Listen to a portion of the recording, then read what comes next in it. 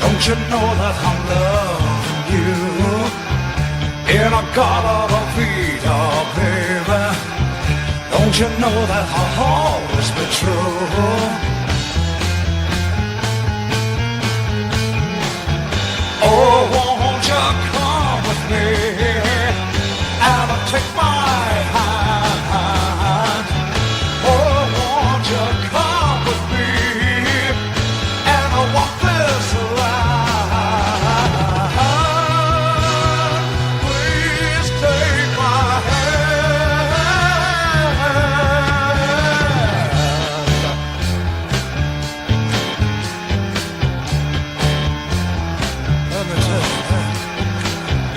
in a garden of Eden, honey. Don't you know that I'm loving you? In a garden of Eden, baby. Don't you know that I'll always be true?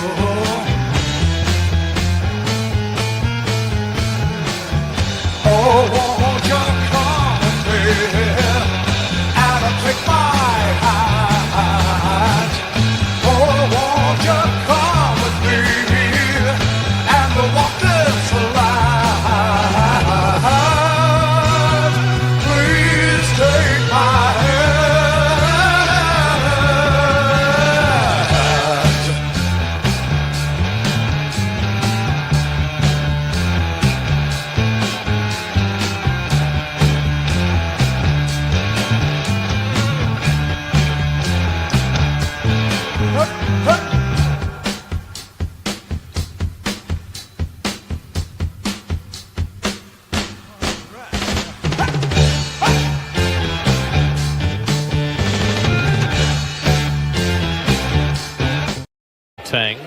And Pete drives one to deep left center. Forget that. Pete Alonso, 250. 3-run bomb, 3-0 New York.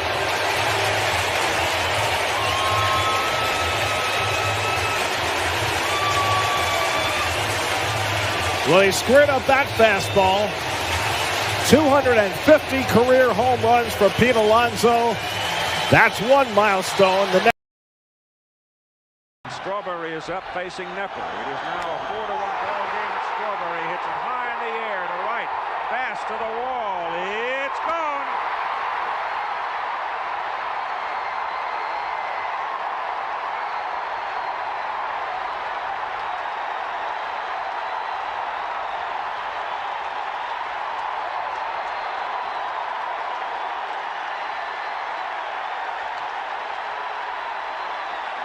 The score is tied.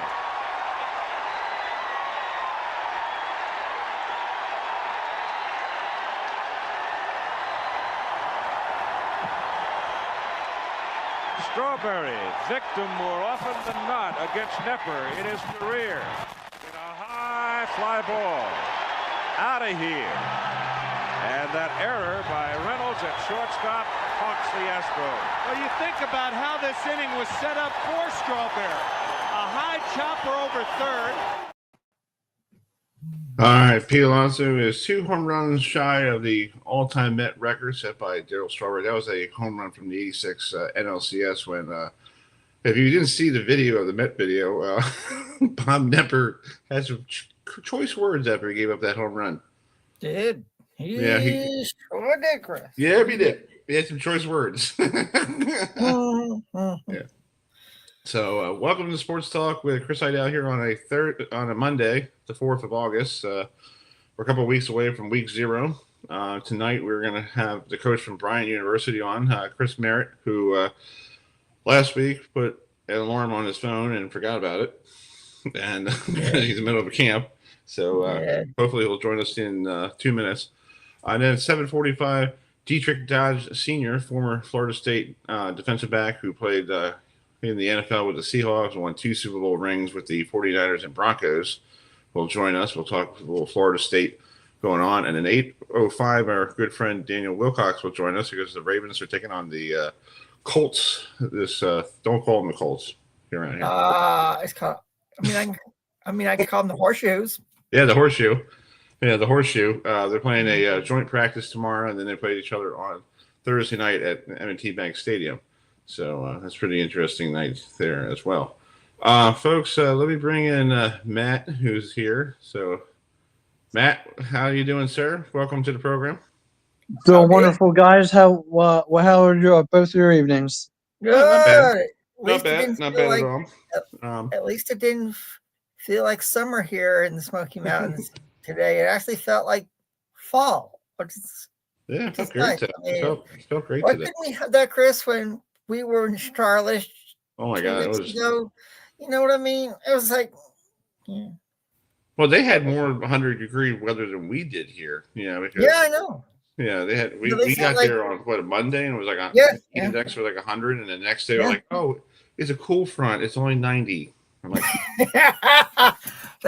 Chris, that's Oh, true. and speaking of funny stuff about weather, around here, we had that one week that we had like 2 back-to-back 100-degree temperatures, and Channel 13 here, the local station put, they have like a first day alert, like a first alert, like everybody they forgot to take the graphic down. They put extreme cold.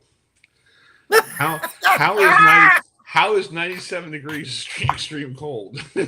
Unless Did you're like, they really say that? They forgot. I'll show you the picture, dude. I have it. I said it to my dad that night. I said, Dad, when is 97 degrees extreme cold? My dad goes, And what channel was this on? Channel 13 here. Yeah. Wow. Yeah. And Was it my dad sent WMAR? me back a text message Chris, going, was it on WMAR? no, WJZ. Oh, Yes. okay. And then Yeah. my father goes, make sure you wear your sweatshirt tomorrow, son. Sure. You wrote, hey, Chris, it's called You Could Fry an Egg. Oh yeah, exactly. You were wondering why I played that first song of you tuned in.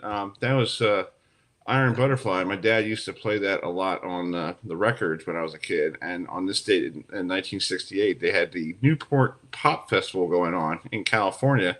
And Eric Burden and the Animals, Grateful Dead, Iron Butterfly, and Jefferson Airplane was there performing. So I was like, we'll play that. Why not? Yeah. And In the Garden of Vita is actually in the garden. Yes. For the longest time, I thought it was some kind of pot reference. But my dad goes, no, just look at the lyric. I'm like, oh. I'm like, sorry. Sorry, Dad. Yeah, so hopefully he tuned in. When my dad was watching that, hope he enjoys that song because he used to play that. And Adam, he used to crank that up when I was a kid, like with the windows open in the springtime. Yeah, I believe.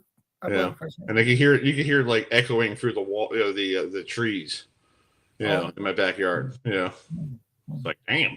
So anyway, we're waiting for our first guest. Hopefully he remembers because I texted him this morning and he was like, I'm all set, locked in and ready to go. But he's everybody's at camp right now. So yeah, it's like, oh yeah, guys, the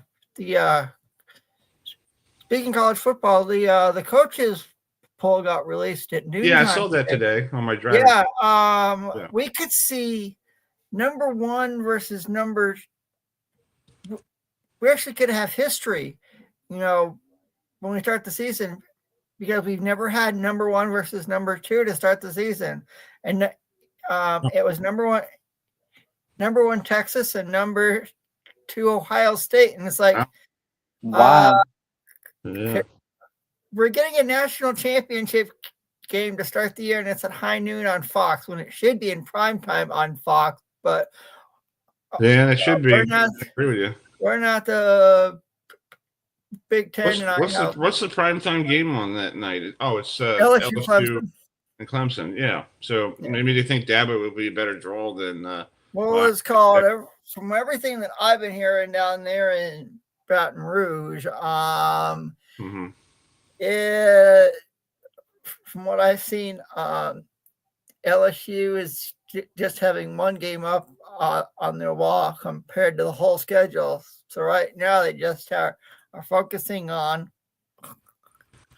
Clemson, and it's like they got to focus on something because the last couple of years they played. We know, yeah. On Labor Day weekend, and one of them he got Brian Kelly got embarrassed, by our truly, our Knowles down in town. Yeah. Oh yeah, it's called. Yeah. If you guys think it's called if LSU has doesn't have the year that they pick to have. Do you think Brian Kelly is on his way fired? out in Baton Rouge?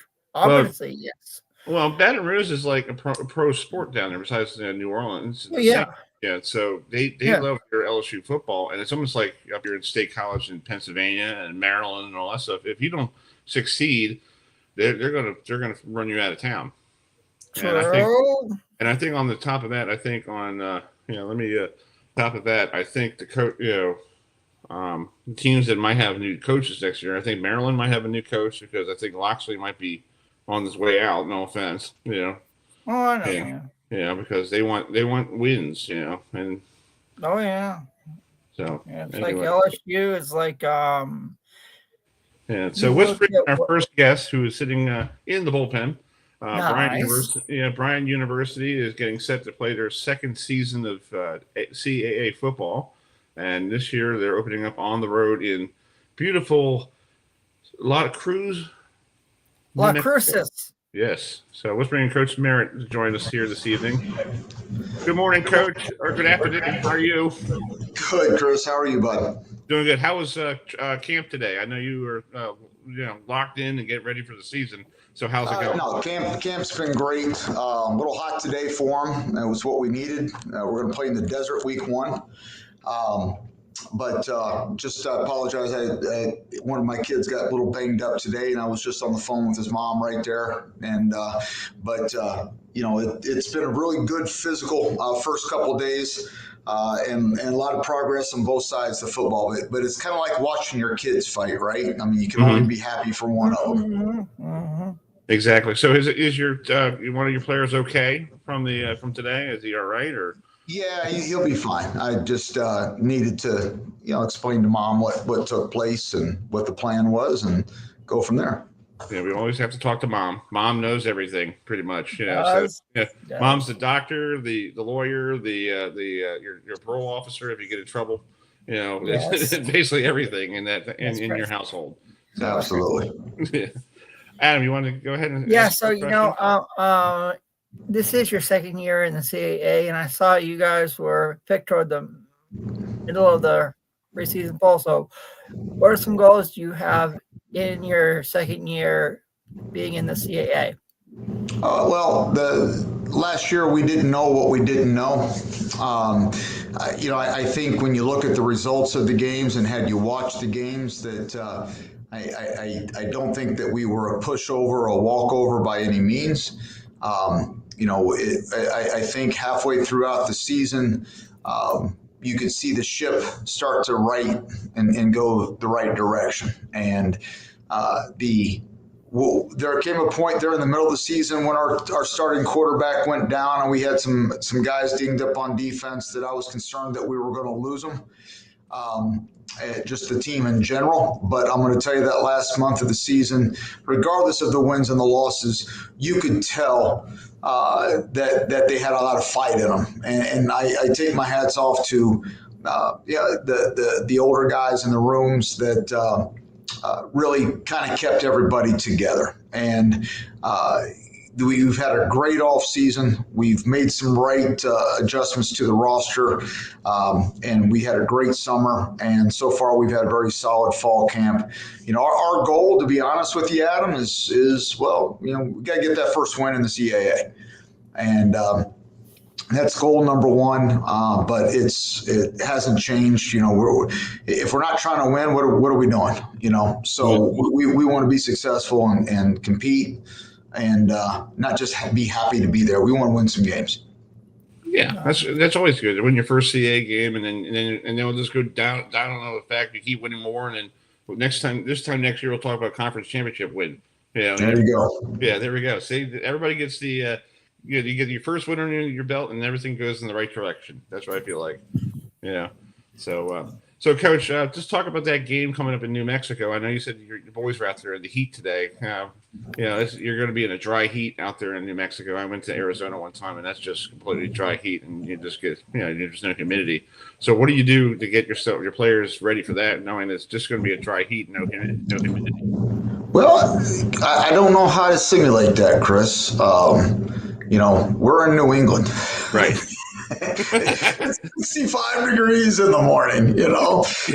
It's a good chance it's going to be triple digits there. So unless I sit there and get everybody a personal hair dryer and put it on high in their face, I don't know how to simulate that. So, but, Hey, you get one of those things for the wintertime, like when you have the heat, for the winter, just blow that right in your face. Yeah, there exactly. You go. It's like hot yoga.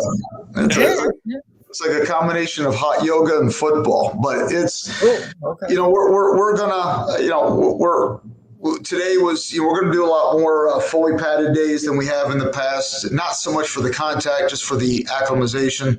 And then, it's 7:00 kickoff. So, that is going to help us out a little bit. It might be warm in the beginning, but when that sun goes down at night out there, because it's not a humid heat, I think it'll be comfortable at night.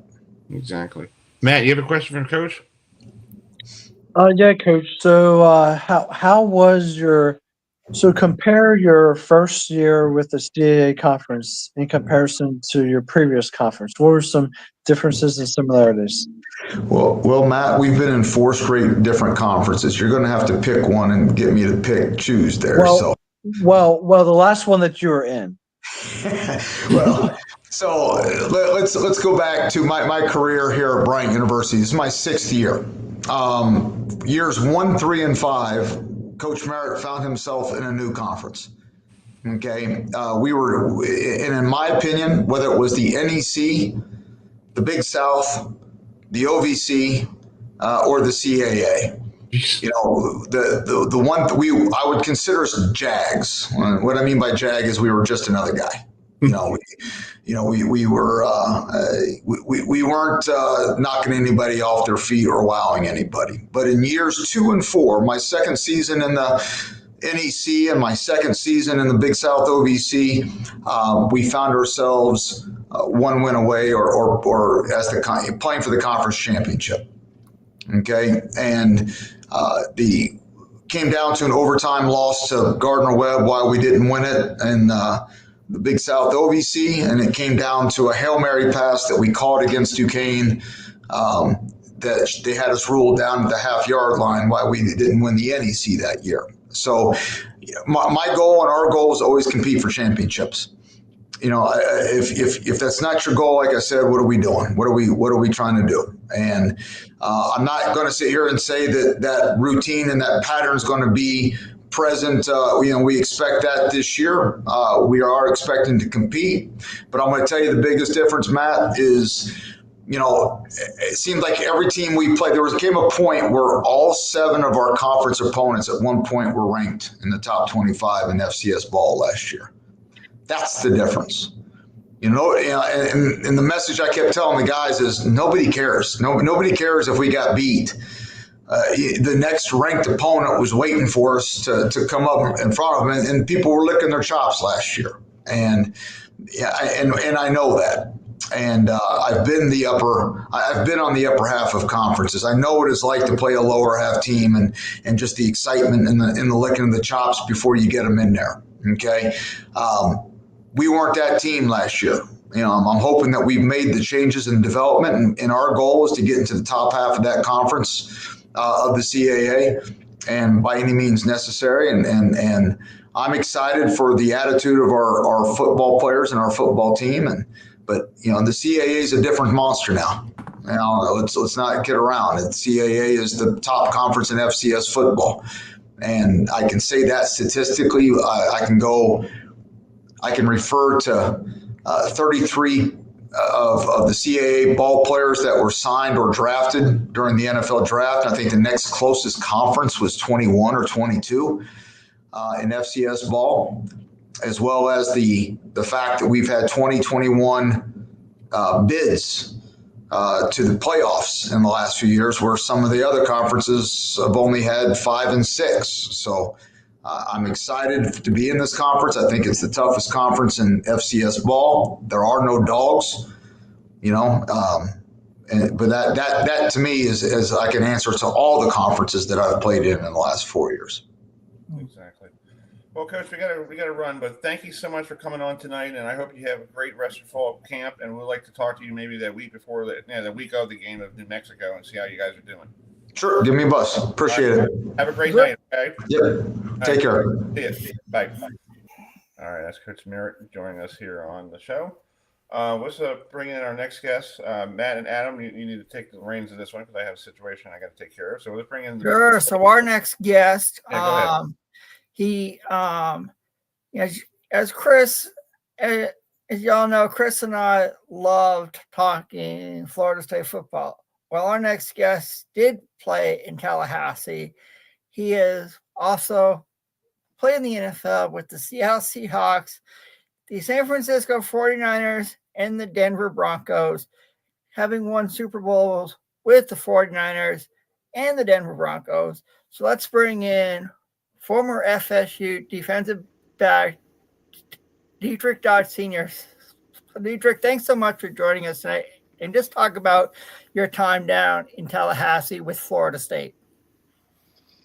Hey, thank you for having me. Thank you for having me, brother. You're welcome. Mm-hmm. Yeah. So what was it like to put on the garnet and gold every single Saturday when you stepped on the field in the ACC? Well, we won in the ACC when I was there. Okay. I'm from the class that the building block, they call it the building block of the dynasty. I'm from the class of 85. That's me. That's right. That's me, Dion and Odell Hagens. Yeah. And Felton Hayes, all them guys, Eric Hayes, Chris Miller. That was that class that came in. I came in with that class.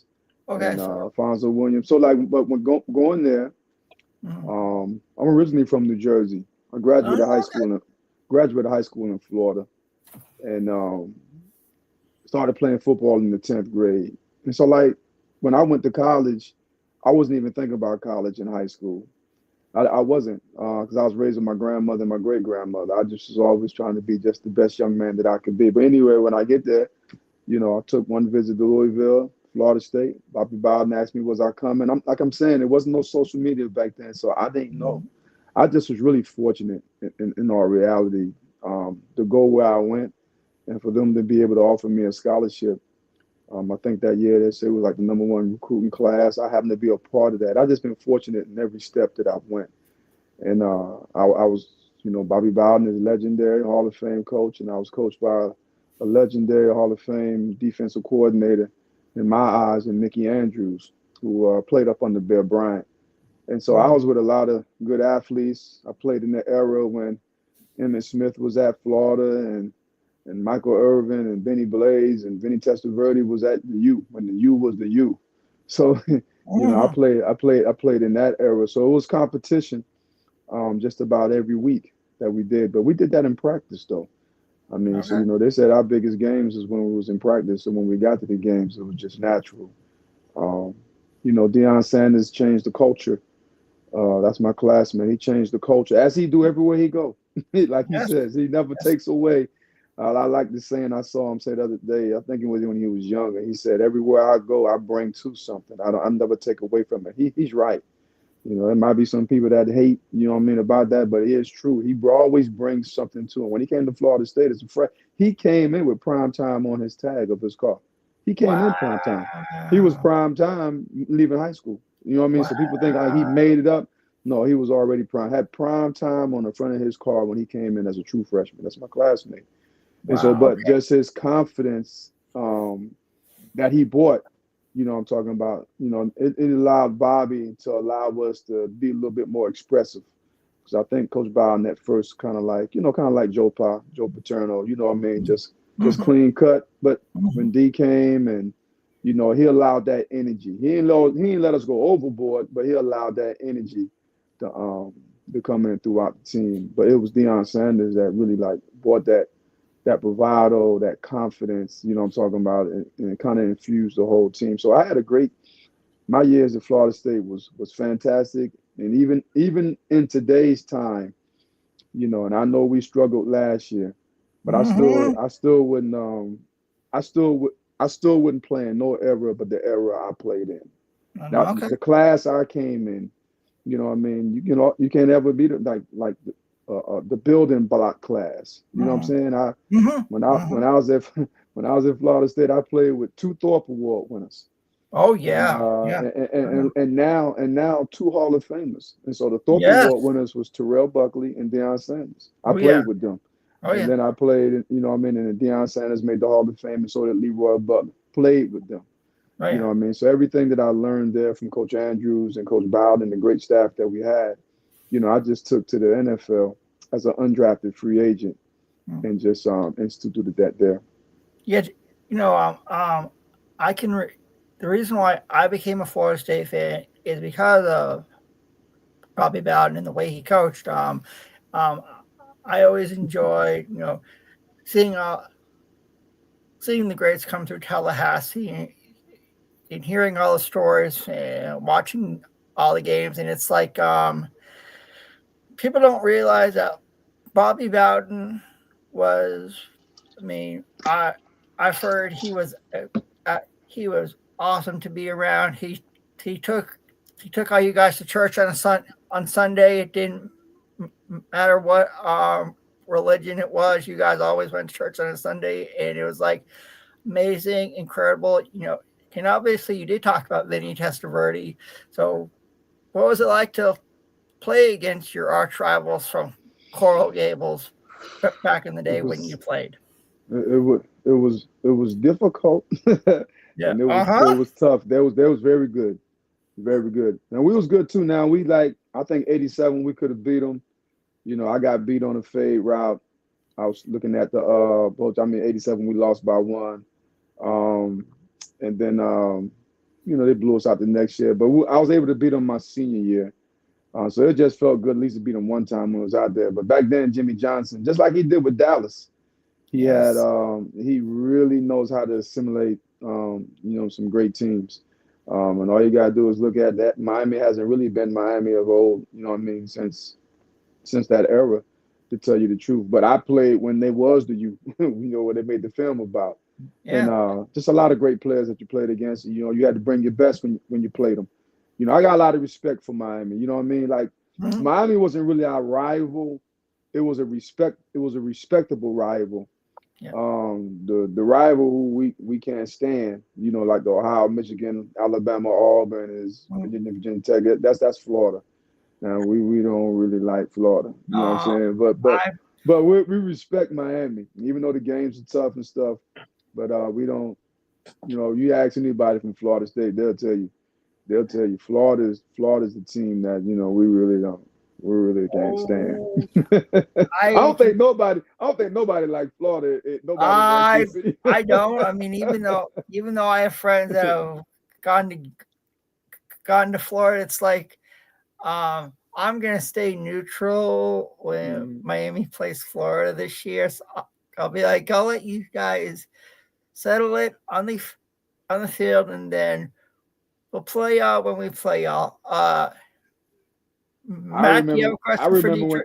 I remember when they played in '85. I know I'm talking way back in the day. Okay. That's when Jarvis Williams and them was there. That was a headbanger game. Like Florida was Florida, and Miami was Miami. That was a good game. Yeah. Okay.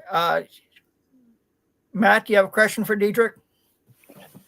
Yeah. So, what did you learn from Bobby Bowden and the elite players? Professionalism from Coach Bowden. Coach Bowden was a professional, a Christian guy, a family guy. One thing about Coach Bowden was this: that every week he had family night, and so the assistant coaches in college, man, they put a lot of hours in. They spent a lot of time away from their family. Coach Bowden knew that, and he was really a family guy. And so, on every Wednesday, we had family night. And Coach Bowden will allow his coaches, to bring their wives and their kids, and we all would eat together on Wednesday night. Every Wednesday night was family night. And so I learned that from him. Like I said, just a very respectable guy, a guy that wasn't afraid to play nobody. He expected, he liked high character guys. He was big on integrity. Just the Bobby Bowden that everybody doesn't know of, man. I just feel real fortunate. Like I said, I was just fortunate. That's why I said the era I played in. You know, I played for Bobby Bowden. You know what I mean? Like one of the winningest coaches in college. I played for Mickey Andrews. You know, I played with a lot of great players. That was in a fantastic era. You know what I'm talking about. It'll be like some of the kids at Alabama saying that they was coached by Nick Saban. You know what I'm saying? Like, you know, I was coached by Nick Saban, or the guys at Grambling that played you up in the Eddie Robinson. You know what I'm saying? I was coached by Eddie Robinson.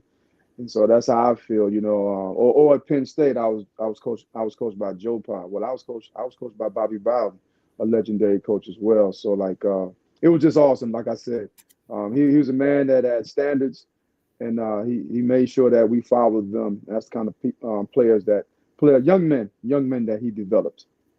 Nice. That's cool. Billy, thanks for joining us tonight. I was also doing your research. You actually played in the World Football League back in 1991, and you won a championship with the London Monarchs. And how cool was it to play football in London? Because people don't realize this is way before the NFL. They used to do the American Bowl and all that stuff, years ago. But now they're playing regular season games over there. But this is like actually a regular season game for you guys to play. How cool was it to play in over there in London? What was so special about that league? Now, it wasn't the USFL, but it was a developmental league, but really at a high level. Let me say, because it was higher than the G League or something like that, or the AAA. Because at that time, you could not play, you couldn't even try out for a World League team if you wasn't in the NFL camp. So it wasn't like you can pick anybody off the street. Everybody in them first years, these was veteran NFL guys. These are guys that already was like 5 years, six year NFL vets that was trying to prove to the NFL teams that they still could play. So that's how competitive that league was. A lot of players that played it, and you remember, I don't know if you remember, the NFL had to delegate like 4 players every year to play in the league. You know what I'm talking about that. So my year was the first year we was really deep with a lot of talent. Once again, I was fortunate. Old Dedrick Dodge been fortunate. I was fortunate to go to Florida State, you know what I'm saying? And we win every year. And I was fortunate to be like drafted by London Monarchs.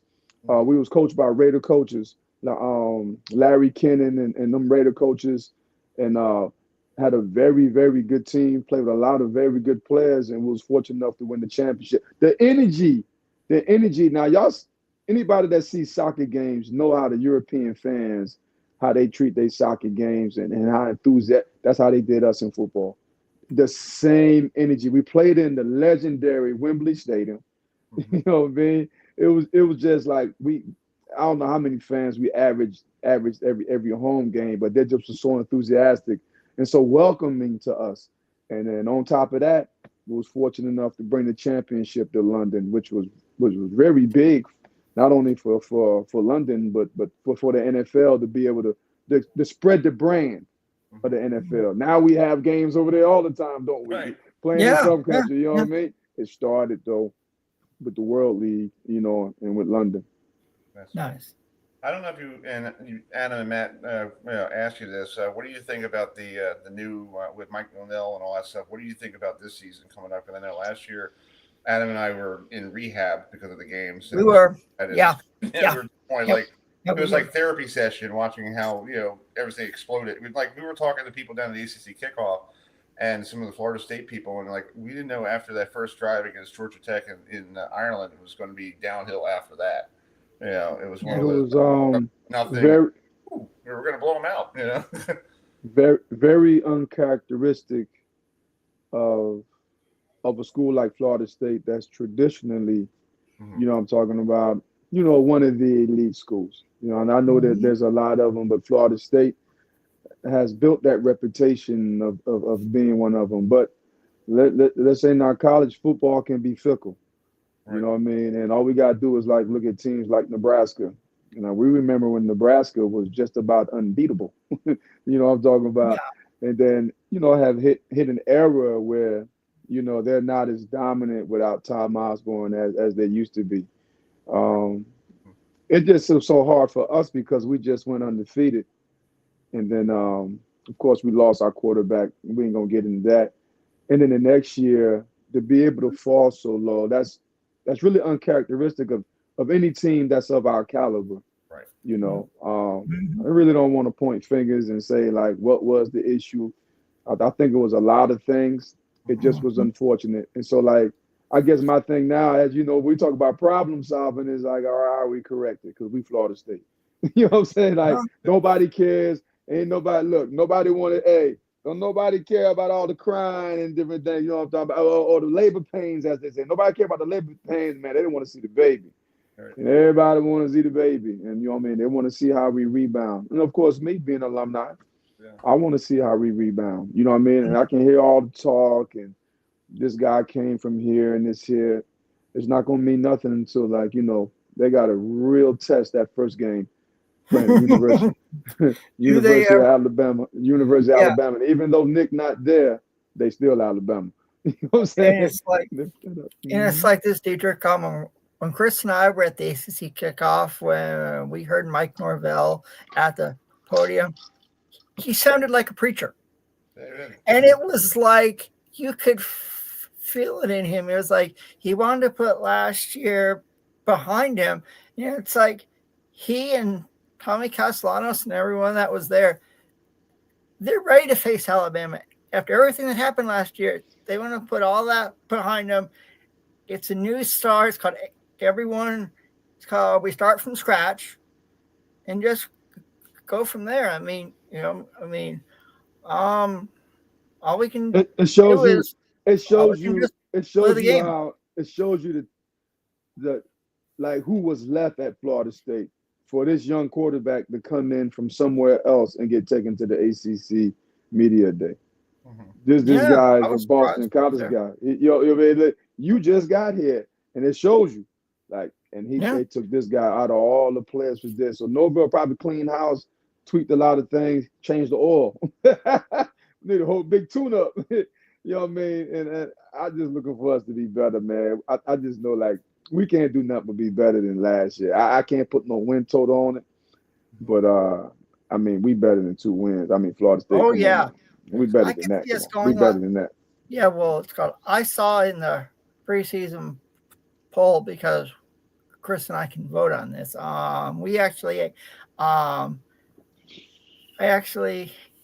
Florida State was toward the middle of the ACC, so I think I could see them win at least 8 games and perhaps go to a bowl game this year. I mean, it would be nice after what happened last year. But thanks so much, Dedrick, for coming on with us tonight. Yes. Chris and I always love having former FSU players on our show, and enjoy the season. We'd love to get you on, to talk about your time in the NFL in the future. Thank you very much. You're welcome. Thank you, Chris. Thanks for coming on. Hey, respect, man. Thank you. Nice. See you. Thanks. All right, folks. That's the Blade. Dedrick Dodge, senior, who played with Florida State. Was the Seahawks in the NFL and 49ers, Broncos. He played with the London Monarchs of the World Football League. So speaking of World Football League, the NFL is starting up their preseason this week. And around here, we don't talk about the team from Indianapolis because we just call it. A lot of people are still angry. Yeah, I put a poll question up. I mean, you could call them the horseshoes. Well, and Daniel understands this. He's played here. Daniel Wilcox. Oh yeah. So Daniel, you understand how the roots of the Colts are like, deeply into the city, and and anytime I see that horseshoe, people get really, they get really like, oh God, Ursay. Get him out of here. Yeah, I mean the Colts is still part of the history of Baltimore. Right. I mean, this at the end of the day, it's the Baltimore Colts. So every time you look at Indianapolis and you see the Colt logo up there, you still feel like it originated here in Baltimore. So of course it's a part of the city forever. Yeah. Right, exactly. And I totally agree with you. Totally. But now the Ravens been here for 30 years, so they're not an expansion team anymore. They've been no, we dogs. They're Week one's going to be a doozy. Tell them, Adam. Thank you. It could be the you got last year's MVP versus the previous year's MVP. And it's the season opener last season opener at the Buffalo Bills will have in their stadium for moving to Highmark Stadium next year. So what a way to start Sunday Night Football. Yeah, I agree. That whole thing was controversial last year with the MVP going to Josh Allen. Yeah, I know. And, I give Josh Allen a lot of respect. He's a heck of a player, and they've won a lot of games because of him and due to him. So I understood why they did what they did. But I still didn't feel like he had a better year than Lamar Jackson had last year. To me, it was hands down. Should have been unanimous vote all the way. Lamar Jackson, hands down. Exactly. We'll see week 1. I have to ask you a question. Your first we will. You're an undrafted player. You played with the Jets, and then you went to the Buccaneers, and you came to the Ravens. What was it like playing in your first preseason game? Back then, they had 4 preseason games. This is 3. Yeah. And now, in the first preseason, the starters only played one series. The number ones, and all the rest of the people, they sat on the sidelines with their hat on, and they were eating a hot dog, whatever they had to do. But what was your first official preseason game? Do you still remember your first preseason game? Going oh God, I'm in front of people. I still remember it. I only had one. That first year, I only played in one preseason game. Okay. So what happened to me was I got hurt in training camp the very first week, so I didn't get a chance to play in any preseason games at all. I got cut the first week because I got injured. Okay. So Herm Edwards and company, Mike Tannenbaum at the time was the GM up there in New York with the Jets, and they released me because I got injured. And I remember as soon as I got better, it had been 3 weeks already of training camp. I called my coach. I was like, hey, man, I don't know what's going on, but I feel fine. I just finished playing basketball. I was dunking, catching alley-oops, everything. I mean, I was good. And I was like, I don't know if there's still a spot for me in New York, man, but I'd love to come back. And he hung up the phone in my face. He's like, I'm going to call you back, and just hung the phone real quick. He hung it up, and then about 15, 20 minutes later, he called me back. He said, hey, pack you a bag real quick. We got a flight for you at the airport. He basically rushed me to Atlanta airport. I jumped on a plane and flew back to New York, and they cut the guy they brought in to replace me that same day. I came in, and we only had one preseason game left. All 3 games had been played already. Right. And we was playing the Eagles in Philly. And this was back when they played in the old stadium in Philly, and they used to have the baseball field, and it had Veteran Stadium. Yeah, Veteran Stadium with the AstroTurf and all that stuff. And we almost didn't play it. It was it was a game that we almost didn't play. Herm went out and walked the field before the game, and the seams where the baseball field, they tried to cover up the dirt with the turf. The seams weren't good, and he felt like somebody was going to get hurt. He didn't want to risk injury and all that type of stuff. You see how big injuries are nowadays. You lose a guy in training camp, it's like you're done for the season. So he didn't want that to happen, so we almost didn't play it. But I only got a chance to play in that one game against Donovan McNabb and the Eagles at the time, and it was a crazy game, man. I got a chance to play a lot of special teams. I started on special teams that game, and I got a chance to play a little bit at tight end. I remember being in on the last play of the game. We lost the game, and we threw a Hail Mary at the very end of the game. They put me backside by myself, flexed me out, and they put the other 3 receivers on the other side. And they threw the ball to the other side of the field to the other 3 receivers. And when they jumped up to get the ball got tipped. And I just missed it by that much. I dove. Mind you, I came from the back side of the field just to try to get into the action with this play. I was supposed to run all the way down on my side. I ran down on my side, and then I crossed field once the ball got up in the air. And by the time they tipped the ball, I was this close to diving and catching it for the game winner, and I missed it. But that play alone, the coach was like, man, you might have made the play off this one play because it was such a hustle play. He said, it's crazy that you the backside receiver and you almost made the play to win the game. So that play might have helped me win and solidify my position in New York with the Jets, where I stayed for almost 2 full seasons. Oh wow, that's cool. Yeah. So what do you expect in game 1 of this preseason? I know tomorrow they're doing a joint practice, here in Owens Mills, with and I guess Lamar Jackson will be playing these joint practices, and that's all he's going to be doing. It's going to be all the backups in the third quarter, the third quarterback, and people you haven't seen for years, like Adam, the Charger game, the guy from Florida State was playing the last few minutes. Saw that. I was like, I didn't even know you got a contract. He stunk. I had no idea either. I was telling some friends, I was like, you guys know who's starting for the Chargers in the second half of the fourth quarter? No. It's like, who? Our previous quarterback from Florida State. And they're like, what? It's like, yeah, Chris and Daniel, he looked good. Why didn't we have that when he was in Tallahassee? I'm thinking. I guess he was too busy traveling around the world with his brother. I don't know what the heck he was doing. It's a lot of beautiful women in Florida too, man. Yeah. Well, yeah, that's true, Daniel. That is true. That's true. He's like calling his agent, Daniel, and goes, "Do I have to play today? Okay. Yeah. Can I have hey Mike, can I have a bad thumb? Can I have a bad thumb? Can you break my thumb?" Yeah.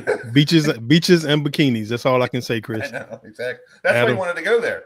Yeah, he went to Clemson, and then they shipped him out to Oregon State, and there's nothing really. No offense to Oregon. Nothing in Oregon. Nothing. Yeah. I mean, Oregon State has a baseball team, but the baseball team's only great. That's it. But if you're not going to Nike headquarters, there's nothing else worth going to Oregon for. Sorry, guys. Sorry, Oregon.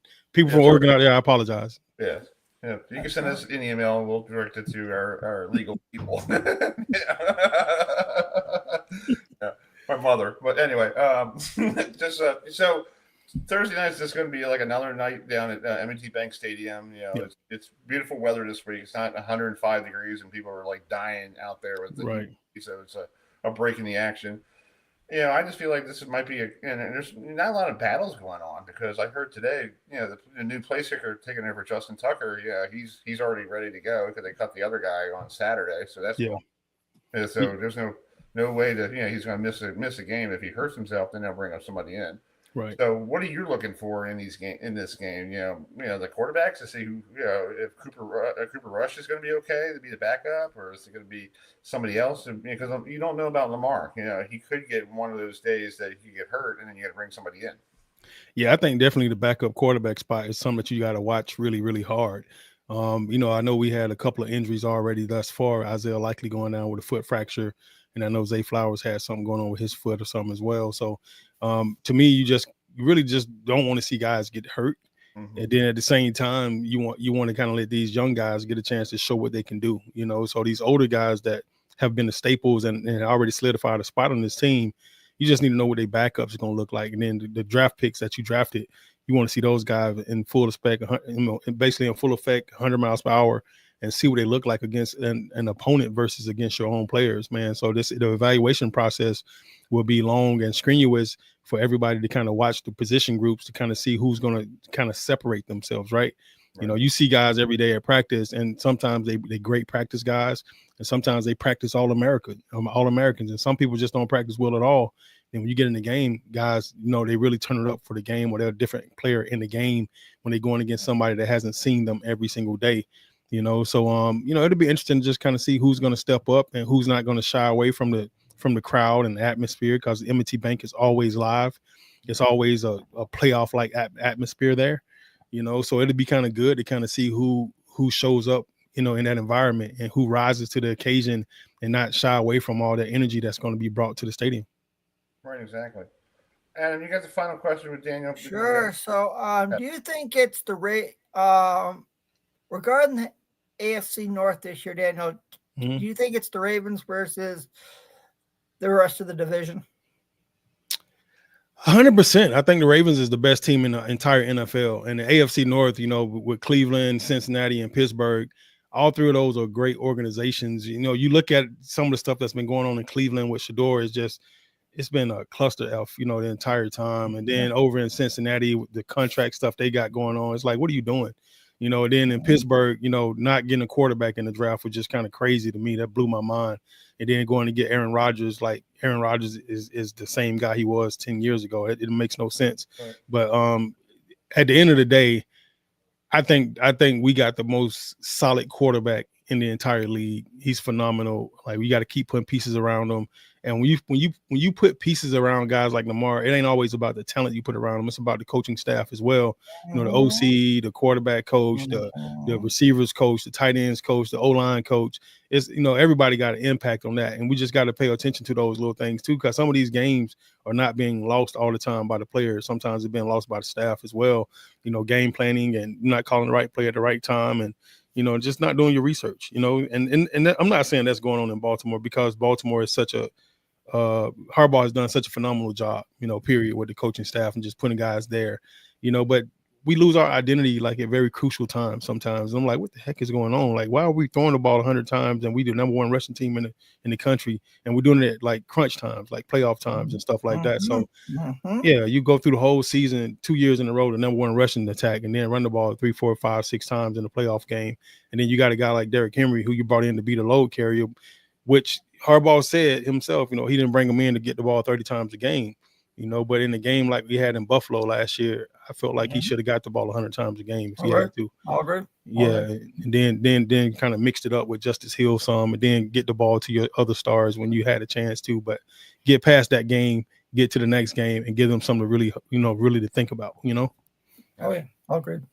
Well, Danielle, thank you so much for coming on tonight. And what's going on with your podcast, real quick? We're just getting started, man. Me and Matt Trigger, we started a new podcast. We left the Believe Network, and now we're on YouTube and have our own channel. And we the new podcast is called We Bleed Purple Podcast.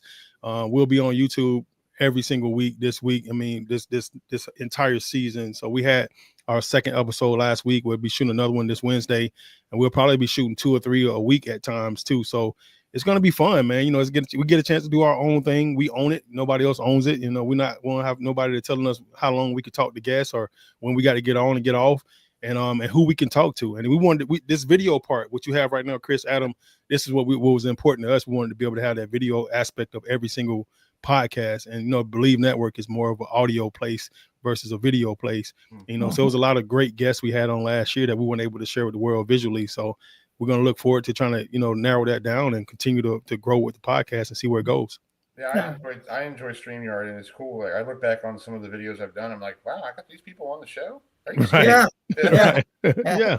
I mean, it's like I'm like, it's called last year when for the college football playoff semifinal between Ohio State and Notre Dame, we had Sean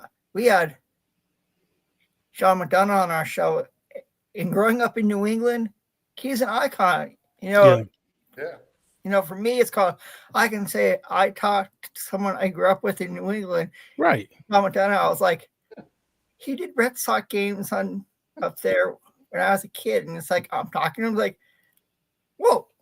So that's amazing. Cool. I think it's great. And good luck with your video and stuff. And we'd love to get you on during the season. Oh, anytime, guys. Anytime you need me, Chris, just pick up the phone, shoot me a text like you did this time, man. If I'm available, I'll jump right on anytime, bro. No, cool. Nice. Yeah, I was doing my job this morning. I was like, I got to make sure I text Daniel, because you're like, make sure you put in the email. I'm like, all right, I got it.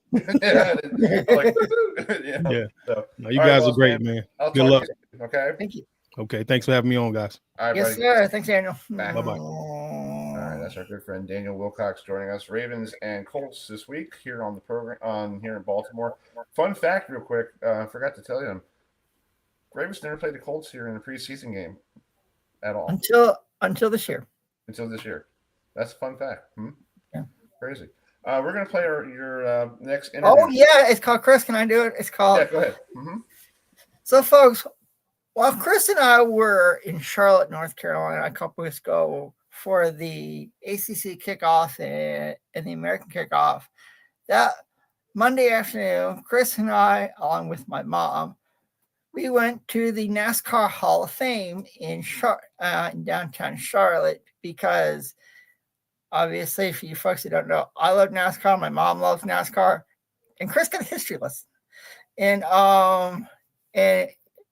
we actually had a simulator that we all raced on. It was really cool. And while we were there, I had a chance to catch up with a good friend of mine who is a motorsports content creator. She's a journalist. She has her own YouTube channel. She's a crazy New York sports fan. She's also a fan of the Michigan Wolverines. So here's my interview with my very good friend, Ash VanDelay. So, Chris. Motorsports journalist. She has covered so many series. And a New York sports fan. My good friend, Ash VanDelay. So, Ash, thanks so much for joining me here today. And just talk about how you got started in the world of motorsports journalism. Yeah, absolutely. So I think during the pandemic, we were all looking for some connection. We wanted to find those online communities. So I started streaming on Twitch, and I started doing F1 watch-alongs. That's what I was most familiar with. My parents are from Poland. We've been watching Formula 1 since Robert Kubica started racing in Formula 1. So I started talking on Formula 1, and then I found some other friends and fans in chat. I was like, hey, you should start talking about NASCAR, IndyCar, IMSA, World Endurance Championship. So then I started getting into more and more race series and just learning so much about them, and then we're here now at the NASCAR Hall of Fame talking to you guys. Yeah, so it's like you were at the F1 movie premiere in New York City. If you are a non-motorsports fan, would you recommend it to someone who isn't? And you haven't watched it? Yeah, it's a great question. So yeah, luckily, you said went to the premiere for the F1 movie. Thanks to KFC, actually, because they did bring me there. And I think if you're a non-motorsports fan, I think it does a really good job of showing how action-packed racing is for the drivers. They did a great job with the visuals, especially on the racing side. I think you really feel the intensity, the adrenaline. I mean, if you're a motorsport fan, you will find some rules are wrong, but that's fine, right? It's a movie, we all know that. So if you're a non-motorsports fan, I think you'd love the F1 movie. It's a great blockbuster, and it's really action-packed. Now, we are here at the NASCAR Hall of Fame, and you did work for NASCAR last year, so just talk about the work you did with NASCAR. Yeah, so very fortunate that some previous folks that worked for NASCAR, they saw my Twitch streams and stuff, and they're like, hey, how do we get other audiences get interested in motorsports? So I ran a NASCAR Twitch show going over the races from that weekend, talking about NASCAR news. Jesse Punch joined me for the last season that we did that with, which was great. I love Jesse so much, she's incredible. And then I went to a few races with NASCAR, which was awesome. Went to the Roval with NASCAR, Chicago. So yeah, working with them, trying to create social media content and expand their audience just a little bit more beyond the usual. And you also do a motorsports podcast on YouTube with a friend that we know, Elizabeth Blackstock. We just talked about the podcast you guys do together. Yeah, so it's myself and journalist Elizabeth Blackstock. She's the U.S. editor for Planet F1. And yeah, we talk about all kinds of motorsports, not just Formula 1. Formula 1 is definitely the most popular, and that gets the most clicks you guys might see from time to time. But NASCAR is huge, obviously, in the United States. And we'll talk about IMSA and World Endurance Championship and any other cool motorsport news we find relatable. But I love talking to Elizabeth because she has like the journalistic side. She's really in depth in the motorsports, right? She gets the interviews that we don't see in the public eye or that we can't find on YouTube. And then we add a little bit of, some fun discussion, some chatter, and I think that's like a great way just to get people in the chat involved about what's going on in the motorsports world and kind of bring that Speed Channel vibe back into motorsports. Yeah, so switching gears, you are a New York sports fan, and we are in the second half of Major League Baseball season, so obviously you are a New York Yankees fan. So how do you think the Yankees will do, the rest of the year? But of course, Aaron Judge.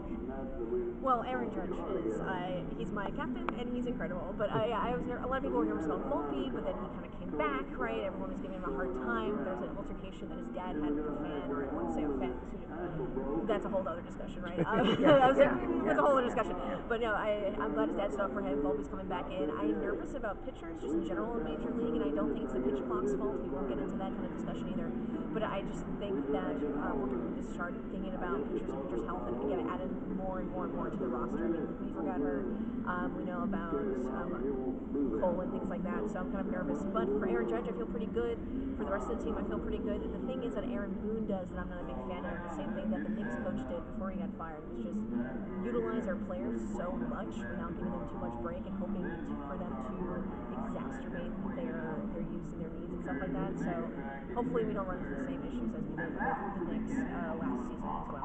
You're also a Michigan Wolverines college football fan, and they have a freshman quarterback named Bryce Underwood. So how do you think the Michigan Wolverines will do this upcoming season?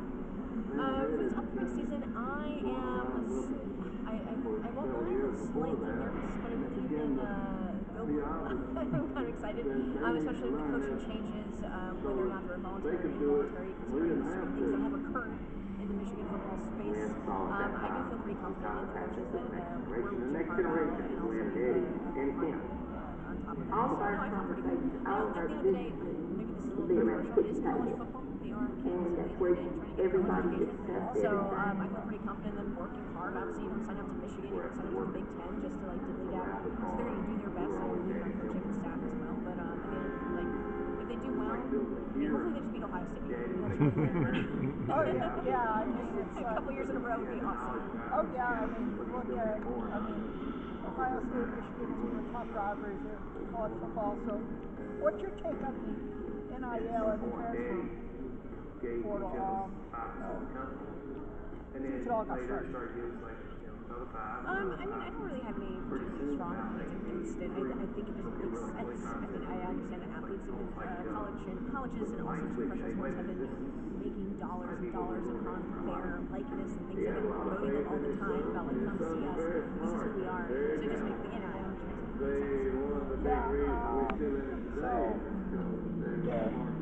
Where can people find you on social media, to follow you and follow your motorsports podcast? Yeah, absolutely. So wherever you are on social media, whether that's X, YouTube, Instagram, Threads, etc., it's all under Ash VanDelay, no spaces, and VanDelay is a Seinfeld reference for those of you who are familiar with that. Yeah, well,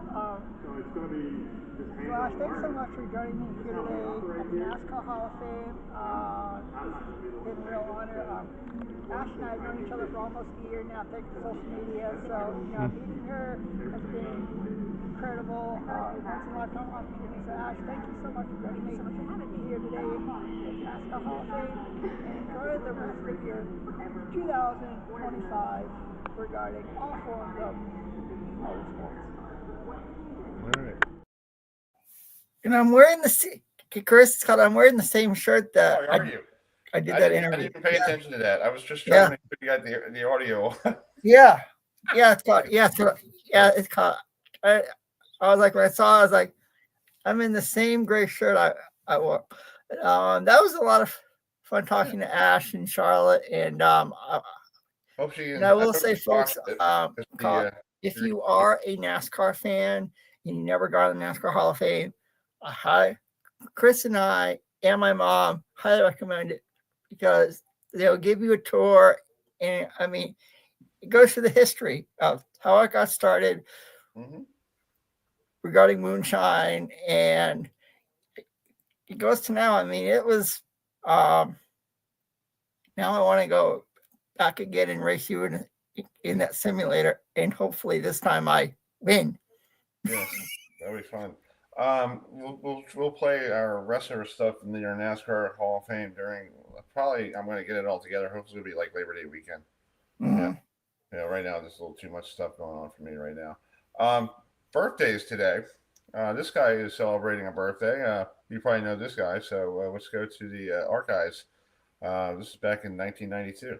Ball, and then get a 4 count and a spare. Anything less than a strike, boss does not win. It's Sullen's title.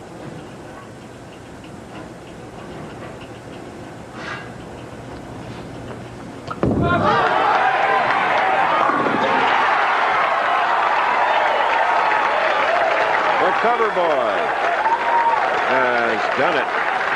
He has won 4 games. He needs 4 pins, Chris. Well, if he misses that, I could hit 4. Well, Ricky Van Shelton, the great country singer, has got a song out. It says, "Keep it between the lines, baby." And that's all he has to do right now. Keep it between the 2 gutters, the 2 lines. And he is the 9th champion in 9 weeks on the Pro Tour. He's checking that scoreboard, but this will be right down the center. Going for his 12th title with this shot. Oh, yes. Gets them all. Okay. There he is, Brian Voss. Let's go to a commercial and our colleague Frank Gifford. Yeah. I remember having that video on my tape, and I used to watch it all the time. And I love when Brian Brawls did, like, with the finger, like, damn. Yeah. And Chris, I used to do that too. Yeah, like, yeah. Yeah, it's called. And speaking of NASCAR, since we're at the NASCAR Hall of Fame, it's a legendary NASCAR driver's birthday today as well. So happy birthday to the one and only Jeff Gordon. Oh, Jeff Gordon. It is, yes. Yeah, it's called. That's what it's like. My friend Steve. We had Steve on the show. You know Steve, right? Yeah, I know Steve. Yeah. He somehow he doesn't like number 24 because I send him. Well, it's called. Well, I'm sorry, man. Steve. Steve, it's called. I want to ask him tomorrow night. So I'm. I know he's a Rusty Wallace fan, so. Yeah. But Steve, you would like the NASCAR Hall of Fame if you watch this. So, Steve, it's called. You can go see Rusty Wallace stuff at the NASCAR Hall of Fame. Chris and I can. Yeah. I think it was cool. I think it was really cool. Sports. Yeah, it was a lot of fun. Yeah. I don't even know. I don't even know real well, and it was cool that But I do need. I think they need to do is folks at the Hall of Fame needs to call some guy named Neil Diamond. Oh yeah, because one of their displays talks about Glory Road, and obviously we know Glory Road thanks to Neil Diamond. I think Neil should get some. And Chris, we actually mentioned that to our tour guide Nick. You want to say thanks to Nick and everyone at the NASCAR Hall of Fame again. Nice. He was awesome. Thanks to all the folks there. So we'll in the. We may be back there in December, Chris, when we go to the ACC football championship game, as long as the weather's good. You never know. We got a little video here. On this date in 1982, this guy his name is Joel Youngblood, became the only major league player to get a hit in 2 different teams. So let's play this little clip I got from him talking about his awesome August 4th, 1982. Being traded is not uncommon for a Major League Baseball player. Players are often dealt rather regularly during the course of a season, sometimes even in the middle of a game. On August 4th, 1982, Joel Youngblood was the starting center fielder for the New York Mets, playing the Chicago Cubs at Wrigley Field.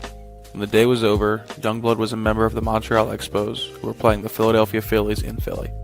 Along the way, Youngblood was able to collect hits for both of his new clubs off of future Hall of Fame pitchers. In doing so, he had become the only man in baseball history to record 2 different hits for 2 different teams in 2 different cities on the same day.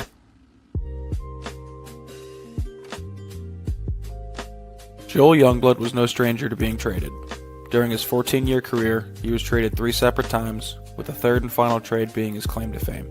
Youngblood was originally acquired by the Mets on the same day that the team dealt Tom Seaver to the Reds, although this one was more subtle.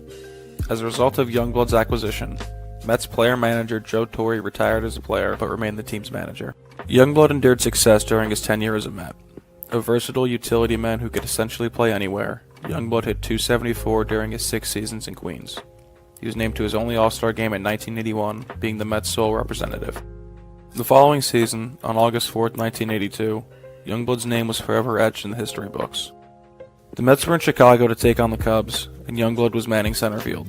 It was a day game, and Youngblood was penciled in to hit third for the visiting Mets against Cubs ace and future Hall of Famer Ferguson Jenkins. After striking out to Jenkins in the first inning, he stepped to the plate in the third with 2 runners in scoring position, and promptly drove them in by blooping a single into shallow left center field. After the Mets' turn on the top of the 4th, and being left in the on-deck circle, Youngblood was informed that he had been traded to the Montreal Expos, and they had hoped that he could arrive in time for their night game in Philadelphia against the Phillies. So Youngblood packed his bags and headed off for Philly to join up with his new club, but quickly realized that he had forgot his most prized possession, his glove, at Wrigley Field. So at that time, all my friends are right here in the dugout, and so I'm telling everybody goodbye and shaking hands, and I said, okay, and they said, okay, the only flight you can catch is 6:05.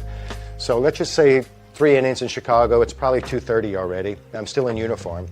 Now I have to go take a shower, pay my incidentals, go get a cab, go to the hotel, pack my bags, get back in a cab, and on the way to O'Hare Airport, I realized I left my glove on the facing of Wrigley Field.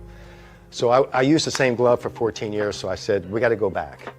And so we went back, I ran inside, told everybody hello again, and then I grabbed my glove and I ran back in the cab and I said, look, you got to get me to the airport. I said, I'll give you a big tip. It was like 5 o'clock. After retrieving his glove and making it to the airport, Youngblood arrived at Veterans Stadium halfway through the game and introduced himself to his new teammates. He was welcomed to the team by immediately filling in as a defensive replacement in right field in the bottom of the 6th inning. When the top of the 7th rolled around, Youngblood was scheduled to hit third against future Hall of Famer Steve Carlton. Although he was tired and exhausted, Youngblood was no stranger to Carlton. They had been facing off for years in spring training when Youngblood was a minor leaguer, and Carlton always got the best of him. When Carlton didn't pitch on the road games, when he was in Clearwater and we were in Tampa, he used to come over to Tampa all the time and pitch the minor leaguers for his work. he had struck me out probably 100 times before I even got to the big leagues. So I knew what I couldn't hit. I knew what I could hit off of him. Youngblood used the experience as a minor leaguer to help him in this matchup with Carlton in the big leagues. He hit a sharp ground ball up the middle that Phillies second baseman Manny Trillo couldn't handle to pick up a second base hit of the day. So Joel Youngblood had successfully gotten 2 hits for 2 different clubs in 2 different cities off 2 Hall of Fame pitchers in consecutive at-bats. This is a feat that no other person on the planet can say they have accomplished. Youngblood would play the rest of the 1982 season out with the Expos and sign a free agent deal with the Giants, where he would spend another 6 seasons. He'd play his 14th and final season with the Cincinnati Reds in 1989, the same team that originally drafted him and where he played his rookie season. While Joel Youngblood will never be a household name, he will be forever linked to an outstanding feat of luck, timing, and athleticism.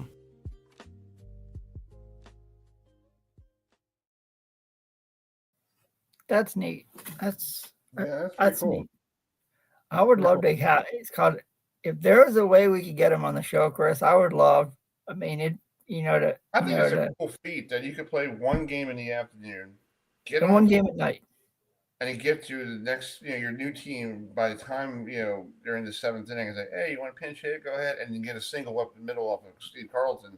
And then you get a double off of Ferguson Jennings in the first game in Chicago. It's never been done before since then, because all the you didn't see the Orioles when they traded Mullins. He didn't go right to Citi Field. No. He didn't play until Saturday, So that's true. It's crazy. So, well, it's 8:40. So, we're waiting for, we'll bring them in a minute here. Let's see what else I got here. This week there is a rematch going on up in Philadelphia between the Orioles and Phillies. And let's play this real quick for them. This is a flashback to 1983. 0-2 the count on Maddox. A liner, and the Orioles are the world champions.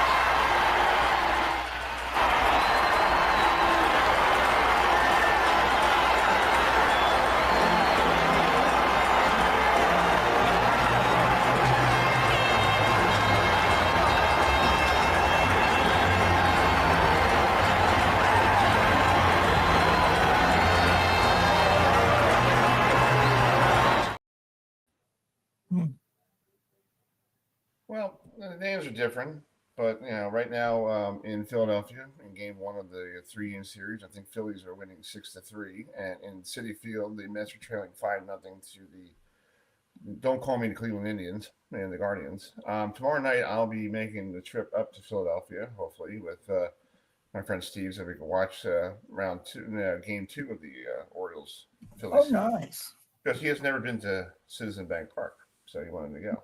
I'll get there one day. So hopefully we'll get, maybe you will see it if we do go up to Temple in Oklahoma or another time for Temple football, you'll see.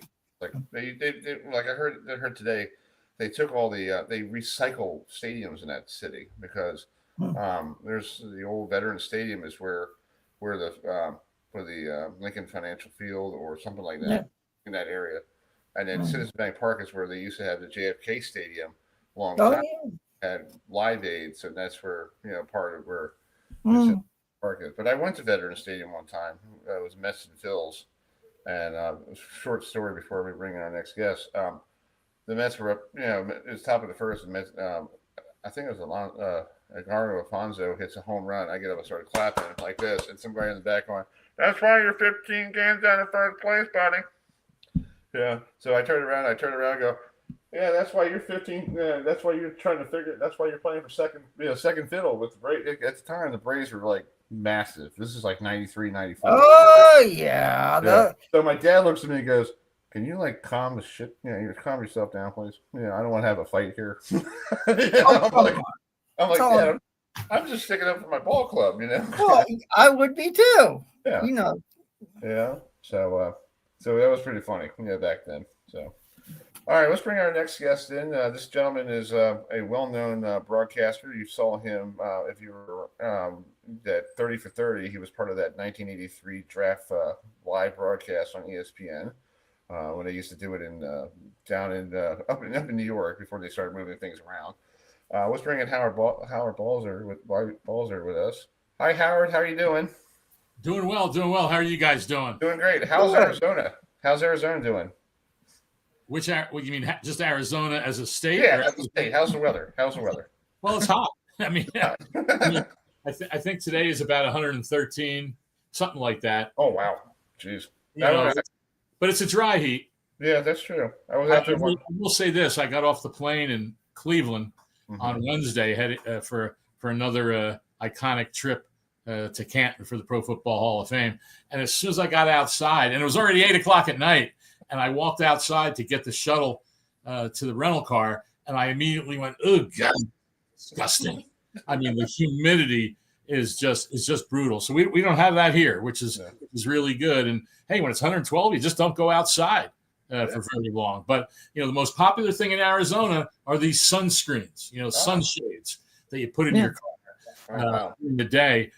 Because if you're sitting there for about an hour or longer, then you get into the car. It's not so much the heat getting into the car. It's like you can't even touch the steering wheel. Right, exactly. Yeah.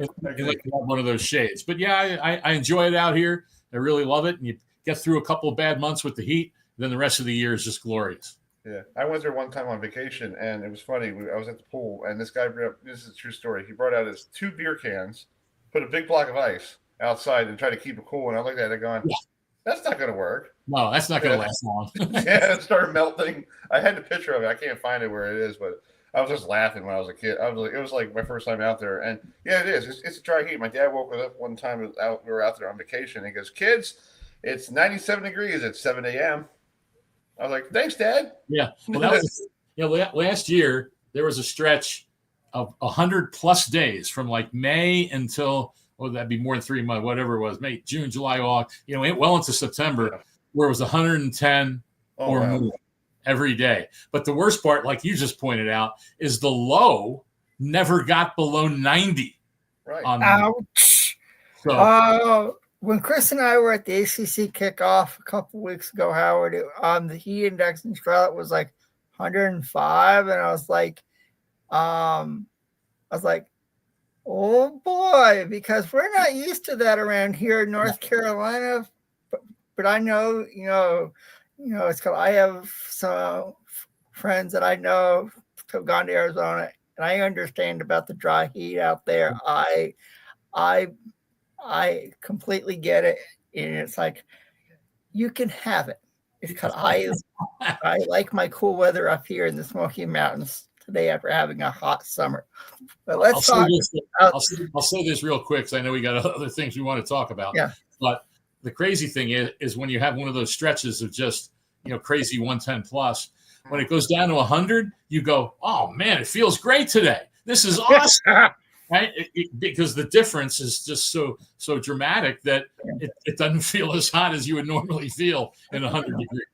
Well, there's we're going to talk about the Cardinals, but there's a TV station here in Baltimore, and they put on the First Alert weather service thing, right. And they put extreme cold, and it's 97 degrees. And I said to my dad, I sent him the picture of my father, like, when did extreme cold is 97 degrees? So he texted me back and goes, "Make sure you wear your sweatshirt tomorrow, son." Yeah, there we go. Yeah. Let's talk about this week, preseason number 1. I know you were out there for the Chargers and Lions on Thursday night. That must have been fun to watch, with that stuff. But Chiefs and Cardinals are playing this week. I think it's the first time the Chiefs are back in Arizona since the Super Bowl, right? Probably. I know. The Cardinals usually play them every year in the preseason. And they might have played them. They might have played them at home last year in the preseason too. I'd have to double check, but they usually play them, every year in the preseason for whatever reason that worked out. Maybe because when the Cardinals used to be back in Missouri, that ends up still being a little bit of a rivalry, even though it's only been a mere almost 40 years since the Cardinals last played in St. Louis. Right. So what are you expecting in this first game? With everybody, you don't see the starters. They're not going to be playing. This is not like the old days when you had four preseason games, and the first series will be the first starters, or the number 1 starters, and they're done until week 4 of the preseason. Now you won't even see them until week 1. So what do you expect for Arizona on Saturday night? Yeah, there's a feeling. Last year they played their starters hardly at all. and in any of the games. And Kyler Murray didn't play a snap. And so many of us are wondering, and I don't know that they're even going to commit to us beforehand because it's a state secret, of course, what's going to happen in the game. And the Chiefs are a team that, they play their starters for a bit. You'll see Patrick Mahomes out there for a stretch. And with the Cardinals schedule, it's not real tough to begin the season. So I know there's the feeling on the outside, on the fan base, that they need to play the starters for a little bit, at least in the first 2 games, just so they're more ready for week 1. I don't buy into that myself, quite honestly. I don't think what happens on September 7th, whatever happens, that if all of a sudden you're not playing great football, you're going to say, oh, that's because they didn't play 8 snaps, a month ago or whatever it is. So, but I think with the injury factor, every team wants to make sure that they're not going to get guys hurt. So I'm sure we'll see some starters. You can't rest everybody, but I don't. If they do play, I don't expect them to be for very much. I'm sure James Conner. I would be shocked if he plays. They want to give a lot of snaps to Trey Benson, who's looked good in camp and was looking good at the end of his rookie season last year until he got hurt. So we might see some of that, but. They're going to be careful. I mean, they've had some early injuries already, and the worst thing you want to do when you have some pretty high, maybe I shouldn't say high, but at least some elevated expectations, that you certainly don't want to get more guys injured and have that affect the beginning of your regular season. Right, exactly. And you got training camp, and everybody's in now they're doing pads and no pads, or pads today, pads tomorrow, pads next week. It's like they really don't hit anybody anymore. It's just, exactly. It's basically it's like to go and find street football when you play with your brothers. Oh, 2-man touch. Thanks. Well, I will say this. Next week, pretty sure it's next week. Mm-hmm. The Cardinals are on the road against Denver, and they're going to go out there early and practice against them. And so that's what a lot of teams we've seen. A very large increase in those joint practices. And that's where teams feel they can get some really solid work done with ones against ones and get a bunch of, good quality snaps, but also be able to control the situations that you're doing. Okay, we're going to do this in these 10 plays or whatever it might be. And then you alternate off. It's not like you're going to just, didn't get a first down on 3 snaps. The offense leaves the field. So I think those are all throughout the league. Those joint practices are being used as a pseudo game and getting a lot of good work in, so you don't end up playing guys in the regular games. And I think that's what those things have come to indicate. And I'll tell you, once we get to 18 games, who knows when that's going to be? But we know it's coming at some point. We'll probably even see more of those joint practices, and especially for the younger players, because that's what would hurt. Players the most, the younger players, if all of a sudden you only had 2 preseason games, because there's just, because what the coaches want to see, and most of us don't really know this specific stuff, what the coaches want to see in these games and in the practices and all that is that players are where they're supposed to be. They're doing their assignment. Okay, you don't make the play, you don't do this, whatever. They want to see the players, especially the young guys, know what the heck they're doing when they're on the field, so they can feel confident in playing them once the regular season rolls around. Right, exactly. Next year, you were in the Hall of Fame this past weekend. Next year, Larry Fitzgerald goes in. Hopefully, he'll be a shoe in. I think he'll be first ballot Hall of Famer. But he was a cool guy to talk to, because I was there years ago. It was the Cardinals, and I think it was Todd Heap was playing for the Cardinals at the time, and it was the Hall of Fame game. And I was so amazed at what Larry Fitzgerald wears in the locker room. He's the finest dressing guy I ever seen. Yeah, I walked in. I'm like, you're in Canton, Ohio, and you're bringing out your bling bling, and I'm thinking I'm like, man, this guy dresses pretty damn good. I look like I was underdressed interviewing him. I'm like, hi, how you doing? Yeah, It's like, I'll say this about the Hall of Fame, and I'm a selector. I'm in my 22nd year as a selector, and I don't want to say what the Hall of Fame did for this year's class. I think is going to have huge ramifications down the road for everybody, whether it's first-time eligibles, whether it's guys who've been waiting. They, quote, wanted to make it harder for guys to get in, as if it wasn't hard enough already. Right. Only 3 modern-day guys were elected this year. And now, just here's a sample. You mentioned Fitzgerald, Drew Brees, Jason Witten, Frank Gore, Phillip Rivers. and there's a bunch of other really good players, probably not Hall of Famers, but the following year there's Adrian Peterson and Ben Roethlisberger, and there's another top name. It might continue to get harder and harder, even for top line first time eligible guys to get in, because the feeling might be, okay, this guy's going to get in. We know about it, but these other players here, like there's 12 returning finalists this year, or for the 2026 class that didn't get in, and so there could be the feeling, hey, we don't want these guys going to the seniors. And so there might be more of a feeling, hey, we got to get those guys in who have been waiting and waiting and waiting. And there's plenty of time for those first-time guys to get in down the road.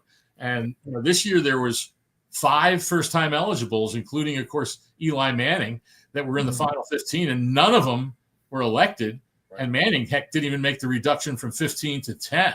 So I'm going to be very curious what happens, going forward, because I think what was done has – lowered the class. I don't know if you guys were watching the ceremony on Saturday. I did. The crowd was one of the lowest, way lower than any. It looked different, Howard, because I was watching. Yeah. Like, anybody there? There wasn't many. There wasn't many, and you only had 4 people going in. And I agree to, the Hall of Fame will say, well, you didn't have one of those marquee names. You didn't have a quarterback. There was no one from Pittsburgh. Whenever a guy in the Steelers goes in, so many people, it's only 90 miles away. But you can't just say it's on that. When you only have 4 guys going in, that's less franchises represented. It's less people, obviously, with the families and the friends that come. I have to believe the hotels took a hit in Canton. That's their once-a-year day with hotel. Yeah. And every player has a party, right? And so the party venues, there are only 4 parties instead of in previous years when there might have been 8 or 9. Right. So it's going to be very interesting what the Hall of Fame does with this. They say they're not going to change this year, but if there's another 2026 like 2025, many of us hope that they're going to look a lot closer at it, because I think there's some real issues there. And it's like this. Let's talk about the Arizona Cardinals again. Obviously, Kyler Murray is the starting quarterback out there. So, how do you think Kyler will do as a starter for the Arizona Cardinals? It's a great question, and so obviously it's talked about a lot.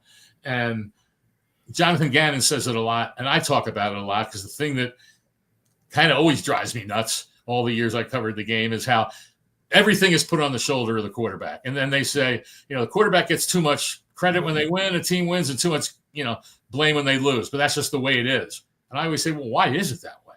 I mean, can't anybody look at the game analytically and just with their eyes and see that a lot of times when things don't go right on offense, sometimes the quarterback is obviously he's always involved in it, but there could be a lot of things going on around him that make it difficult to win, and that includes the defense. And I think the Cardinals. So if the Cardinals play a much better defense, which they really addressed a lot of that in the offseason, whether it was in free agency or the draft, and now you're holding the other team to fewer points. You get maybe more takeaways. The Cardinals were, in the bottom of the league in takeaways.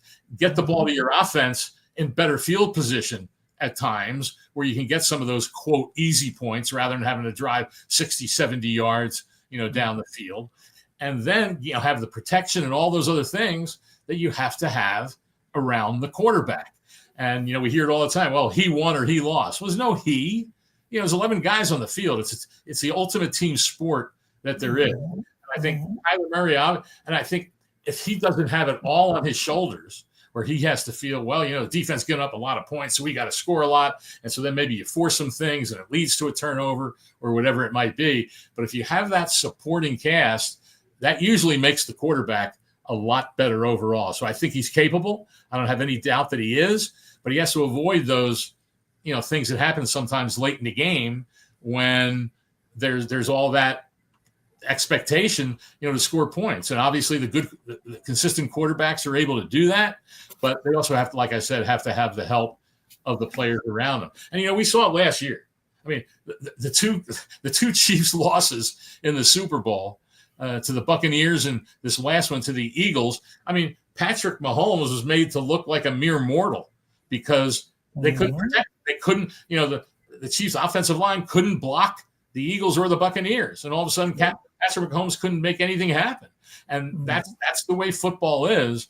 And yet, a lot of times there's, like I said, it gets put on the quarterback's shoulders. So I think this team's going to be a very intriguing one.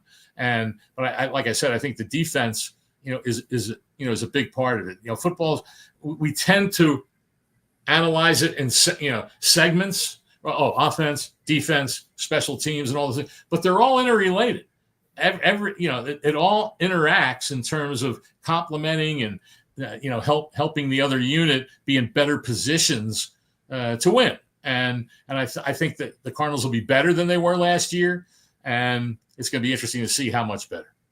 Yeah. I think the Cardinals could be one of those teams that could be very sneaky this year because of the way the last couple of years have been not so good for the Cardinals. And one year they started really good, and all of a sudden they had a great first half, and also everything bottomed out at the end. So maybe they could turn it around and have a better first half, and maybe keep the second half, and maybe get to the postseason, and that would be good for the folks in Arizona. Yeah, no doubt. That year you referenced when they were 7-0 and lost a Thursday night game to the Packers, where Kyler Murray attempted a pass to A.J. Green in the end zone that could have won them the game late, and A.J. Green didn't even turn around, and it was intercepted. And then after that, they did win a couple after that, and they were 10-2, I think. And then, like you said, it bottomed out, and everyone blamed it was either Kyler Murray or Cliff Kingsbury. Because he always does poorly at the end, at the end of seasons as a head coach. But, DeAndre Hopkins was hurt, and the two running backs, James Conner and Chase Edmonds, who had been a huge part of what they did at the first half of the season, they only played in the second half of the season. They only played one game together because of injuries. They had injuries in the offensive line. And so that was a big factor in how they finished the season. So you have to get a certain amount of luck. You can't have injuries to key players. J.J. Watt was hurt also for the entire second half of the season. So I know everybody has injuries, and that's the cliche that everyone uses. Well, all teams have injuries. Well, not all teams have the same injuries, and not all teams, a lot of teams, if you start getting them at the same position, and that can really affect the team. So it's, and it was ironic to me too last year when the Commanders hit a little wall and they were there goes Cliff Kingsbury again. As the offensive coordinator, doesn't do well in the second half of the season. And then they reversed it, and all of a sudden that narrative went away. But so always look at that little magic formula of why things happen, when I think a lot of the reasons are a lot more obvious, but some don't want to look at them and really see what they are. Go ahead, Adam. Yeah. So, do you think the Arizona Cardinals have a shot to make the playoffs this year? Because I was looking at their schedule, and they start out with the Saints, and then they host the Carolina Panthers week 2. They face later on in the year. They face the Tennessee Titans in number 1 overall pick, Cam Ward from Miami. So, in your opinion, do you think the Arizona Cardinals can find a way to make the playoffs? I think they can. I'm not saying they will, but I think they can. And you look at that division, and let's remember last year the Cardinals, coming back from the bye, were 6-4, and they were in first place in the NFC West. But they had another, tough end to the season. And a big thing is, if you really, all you have to do in this league, especially, look at 1-score games. When the Cardinals got a slow start last year, they lost a bunch of 1-score games. Then they won to get to 6-4. They won several with last minute field goals. And then when they came back from the bye, they lost 3 in a row. And if they all weren't 1-score games, 1 or 2 of them were only a little bit more than 8 points. And so that's what you have to be able to do in this league. You have to be able to finish games. So they didn't finish well, and yet they were still only 2 games out of first place in the division. And I look at that division this year, and I don't see the Rams being able to run away with it. Not Seattle, not the 49ers. The 49ers should bounce back, but they've got a lot of question marks. And Adam, you mentioned the schedule. The 8 games against common divisions are the NFC South and the AFC South. Now, I know by just looking at last year's records of those teams, sometimes those things change. but there's not a lot of overall strength in those divisions. But all the teams in the NFC West play those teams. So that, aside from just your division matchups, those games could be the ones that really decide it. Plus, of course, those other 3 games that are based on where you finish. And so, yeah, I think the Cardinals can. But again, it comes down to consistency, winning those close games, and just finding ways to win. And that's what sports is.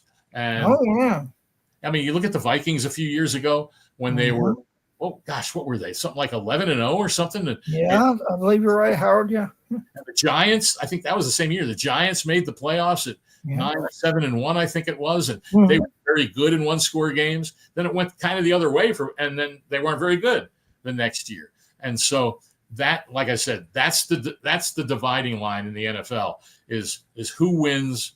Who makes the play to help your team win in the fourth quarter, or maybe who makes a mistake that leads to a loss. And you have to minimize those and get more of the other if you're going to win those 10 or 11 games that will get you into the postseason. I'll agree. Exactly. Well, Howard, thank you so much for coming on tonight. And I do hear you a lot here in Baltimore. You're on 105.7 with the what's the name? Bob Haney and Vinny Serrano. Yeah. I hear them when I'm driving around sometimes. I hear you guys on the radio. So, in my other job. So, thanks for coming on tonight, and I hope to hear you this week here in Baltimore. I know I was on last week or the week before. They call every few weeks. They don't want to overdo it. We try to do the same thing here. We try to mix it up so we don't get the same people on all week because it starts getting sour and you're like, people will be like, they want to turn it off, but we mix it up and it makes it look better. Yeah, no question about it. So I'm sure I'll be there sometime in the upcoming weeks. All right, man. Well, thank you so much for coming on, and enjoy the rest of your week. My pleasure, guys. Take care. That's it. Bye. All right, that's Howard Balzer, who you can hear him once in a while here on 105.7 in Baltimore. Before we bring our next guest, somebody is 1 home run shy of the Mets record. Oh, you mean he did it again, Chris? So here he is. Here's Alonso, and he hits one in the air to deep left center field. Back toward the wall goes Martinez, and it's out of here. Pete Alonso, one away from the record. A 3-run shot to get the Mets back into the game. Career home run number 251, and it's now 5-3.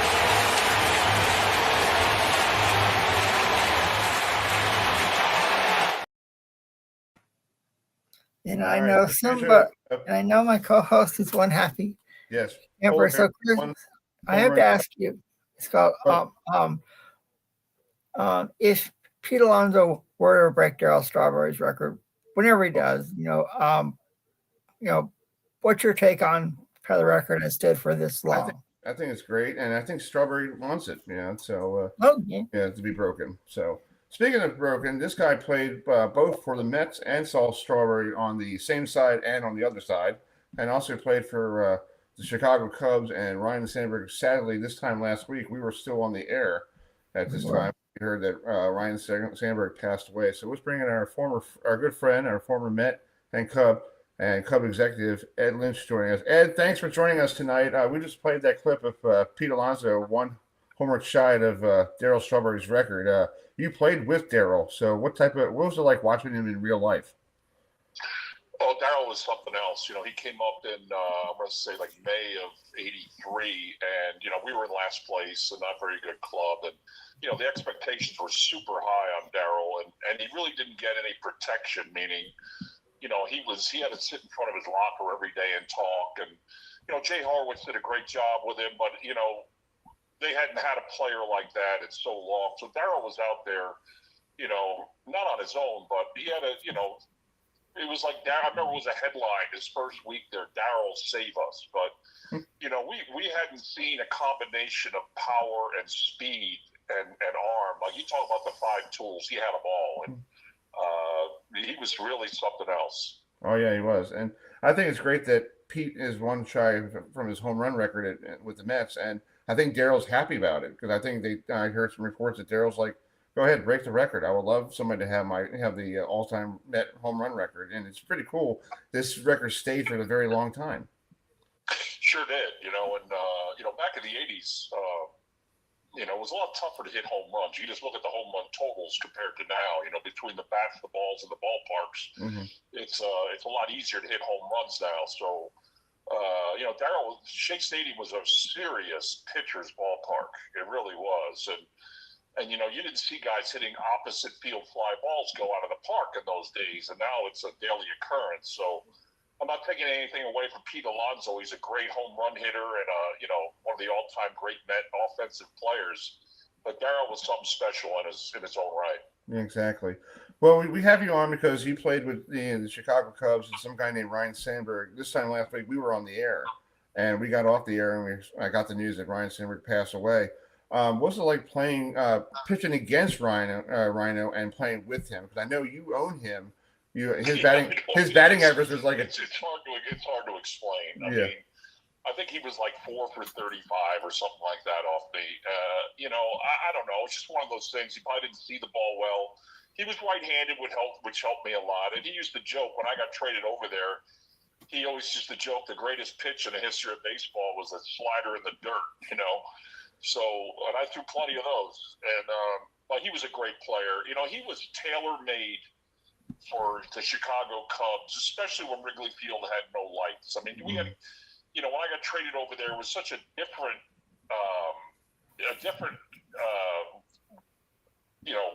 world, really. I mean, baseball's a game meant to be played at night. Mm-hmm. Coming up in the minor leagues, you play 6 nights a week and 5 o'clock on Sunday. So, going out there and playing every day takes a special person. You're in Chicago, all your relatives are visiting. You got to be at the field by basically 8 or 9 in the morning. You're playing every day at 1:20. And he was the perfect guy for that. He was a clean liver, and I used to watch him. He would take the same number of ground balls every day. He'd take the same number of swings in the cage every day. He did the same thing a half hour before the game, 10 minutes before the game, every day. He was like a rhino bot, and he was so consistent in everything he did. And he was very, very unorthodox. If you look at him from a scouting standpoint, if you look at the way he fielded the ball, his hands went and stabbed. He was a stabber. He would stab his hands forward to catch the ball, and most guys would have their hands out and bring them back to receive the ball. And at the plate, he had some happy feet. He looked like Scott Scheffler hitting a drive. I mean, his feet were all over the place. He was very unorthodox in his approach, but boy, he was blessed with some serious skills and some serious physical assets. He could run. He was very, very strong from the elbows to the hands, where your power comes from. Had very good vision. He's a great quarterback in high school, scratch golfer. So he had the hand-eye coordination, the strength, and he had the makeup to be a great player, and he certainly was. Yeah, and I was doing some comparisons here. I'm in Baltimore. I'm a big Met fan since I was a kid growing up, and I used to watch you guys in '86. But I'm trying to do a comparison. Rhino was what Cal Ripken is to Baltimore, and I think that you probably agree with that, because Cal Ripken came to work every day, and Ryan Sandberg did the same thing. He came to work. He didn't hear anything negative about Ryan Sandberg. He didn't talk bad about somebody. He didn't talk about talk trash or anything. He just came to the ballpark, and you said, did his job, got his runs, got his hits, and he was a fan favorite. Same thing here in Baltimore with Cal. Cal came to work. Yes, he's a little more. Cal had more power than Ryan Sandberg, but Cal actually was taller and because he's bigger size shortstop. But I feel like Chicago had their own version of Cal Ripken, and Cal is the same thing here in Baltimore. Yeah, I agree with that. And not only did Rhino not speak poorly of people or speak about himself, he never spoke. I mean, That's true. Was hello in March and goodbye in October, and I don't mean say that meanly or in a negative way. That's why he was so popular with his teammates. The guy that's talking every day, 5 days a week, you might love him, and 2 days a week you're like, will you shut the hell up, please? And but Rhino he let that bat do the talking, he let his glove do the talking. He was an outstanding base runner.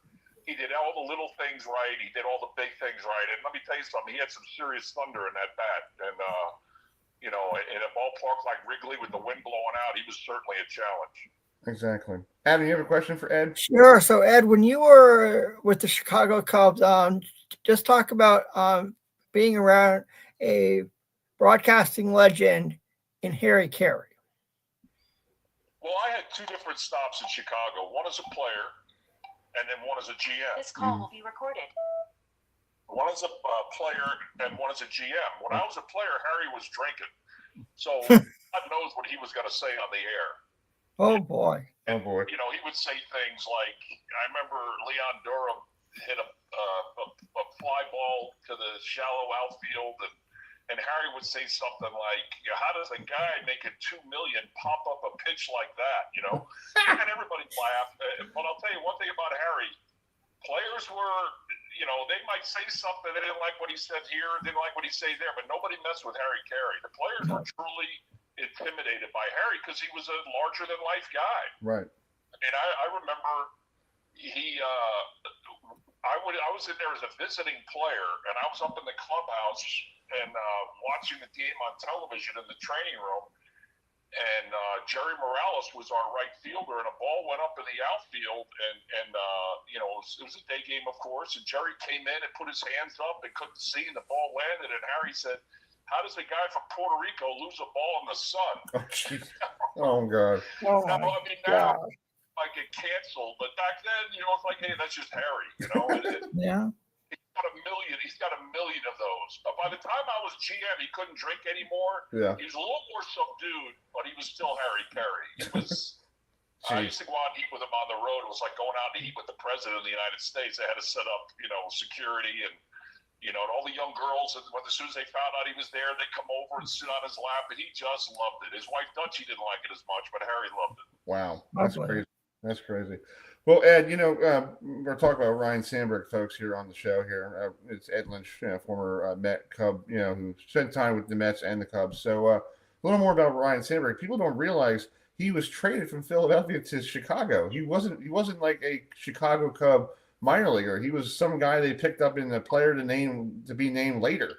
I mean, it's pretty remarkable. Somebody who was not even mentioned in a trade, who was picked up and sent, you know, later, and became a Hall of Famer. Well, I'll tell you what, the Cubs and the Phillies had an incestuous relationship. I think a lot because of Dallas Green. You know, we had Bobby Jr. in center field. Him and Rhino played together in A-ball in Spartanburg with the Phillies when they were both 18 years old. And Gary Matthews came over from there. So, you know, it was a lot of, you know, Vonda Jesus, one of those trades. They went back and forth. So it was you know, I'll tell you a story about Ryan Sandberg. In 1982, when he made the club in spring training, you know, it was not like now with the internet and, you know, you pick up your phone, you watch highlights of guys in spring training. All we heard is about Ryan Sandberg, and they're in our division. And in those days, we played each other 18 times. Right. And we played 12 outside the division, so we didn't play in the American League. So we were going to see the Cubs, the Phillies, all those teams in the East. We were going to see them it seemed like twice a week.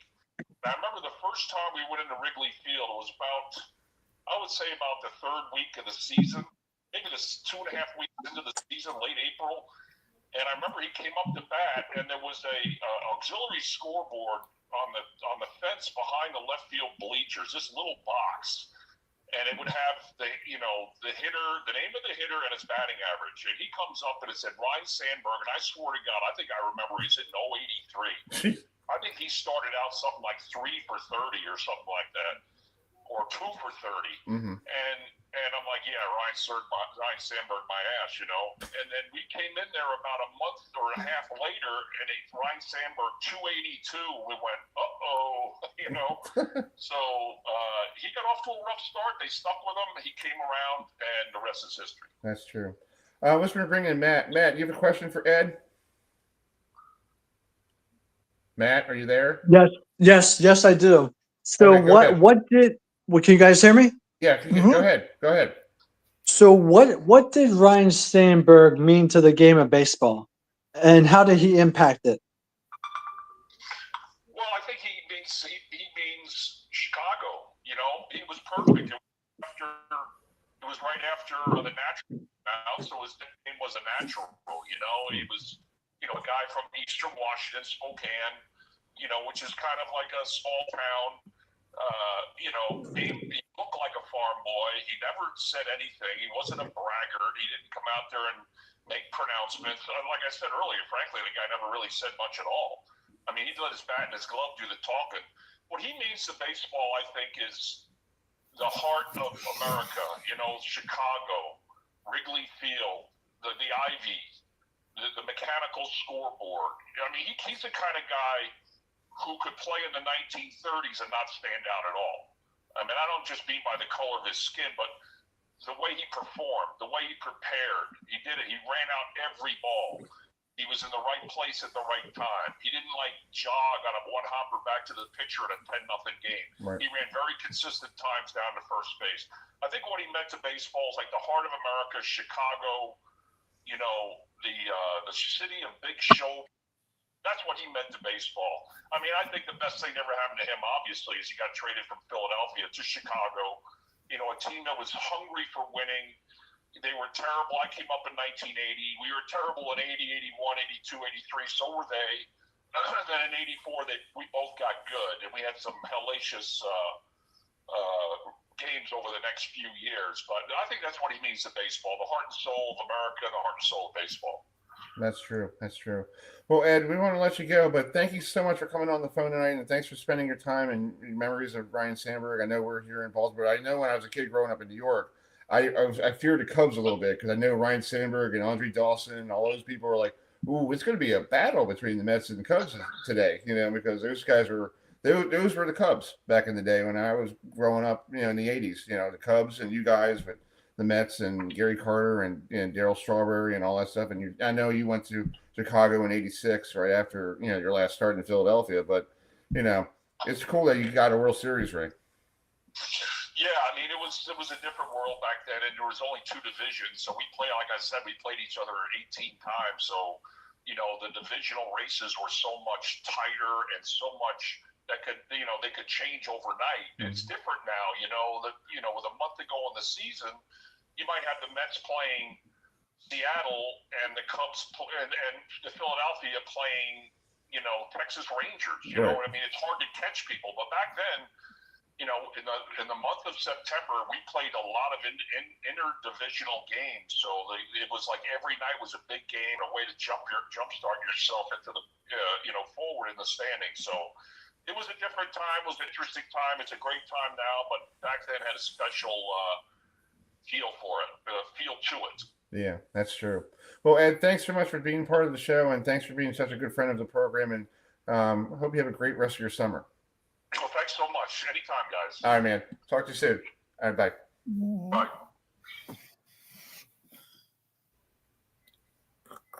Chris, we got a score update from Citi Field. It's now 5-5 in the cool. bottom of the eighth inning. Alonso made it. So far, Alonso's only hit one homer. So yeah, he's 4 for 4 right now. Week. He drove in 4 runs. Before we play the video of the tribute to Ryan Sandberg, it's pretty cool that little Chris is enjoying this right now because he's talking to somebody who's part of the '86 Mets when I was a kid growing up, watching, on WOR TV in New York. How I know he got traded to Chicago because they needed to, they had too many pitchers, Bobby Ojeda and all that. But it's cool that I could just text him and say, "Would you like to come on?" And I'm thinking this is pretty cool. And Chris, you in '86 World Series, I don't have to. And I think it's great, and nothing against the Orioles down here and all that stuff. So it's like I remember that World Series, even though I was 5 years old, but still, I know. being from, where I'm from, Chris and Matt, so it's like how hard it is for me to talk about it because of a certain play that cost us a World Series title for Boston. Let's play this tribute to what play was that? The Bill Buckner play, dude. Yeah. Okay, yeah, that play. Yeah, that one. One I don't like to talk about. And you see Chris, the wave.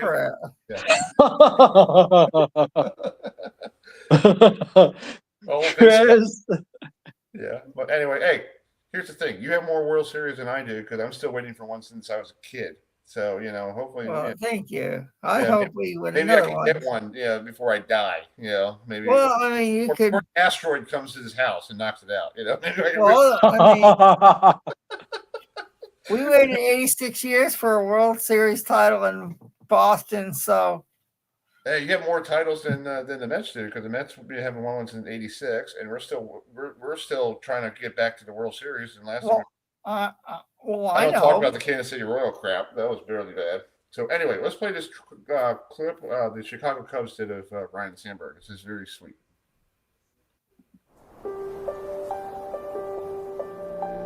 Cubs made a big trade for rookie infielder Ryan Sandberg. He was a player to be named later. Man, they didn't even want you.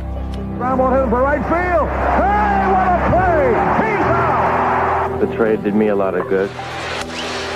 Line drive, great play by Sandberg. Going to this season feeling comfortable at second, and I hope to work a little bit harder, being a better hitter.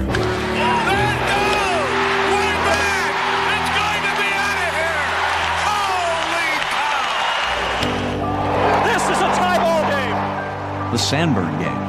It's one of the most famous games in baseball history. Deep left center. Look out! Do you believe it? It's gone! The '84 season, that changed everything for me. I think that was the first year that I felt like I was a major league player. Changed my whole view of what it felt like to win. Now play in front of a full house at Wrigley Field. Why does he win Gold Gloves? Pretty easy to answer. Sandberg's got to hurry and got him in time. The center! A great catch by Sandberg! 480 chances, airless for Sandberg. Ryan Sandberg! Rhino hits his 40th home run. He has now hit more home runs than any second baseman in history. The sentiments of Ryan Sandberg echoing throughout the ballpark on this his final day. Everybody on their feet. Look at that. We'll never forget you, Rhino. I dreamed of this as a child, but I had too much respect for baseball to think this was ever possible. Thank you, and go Cubs.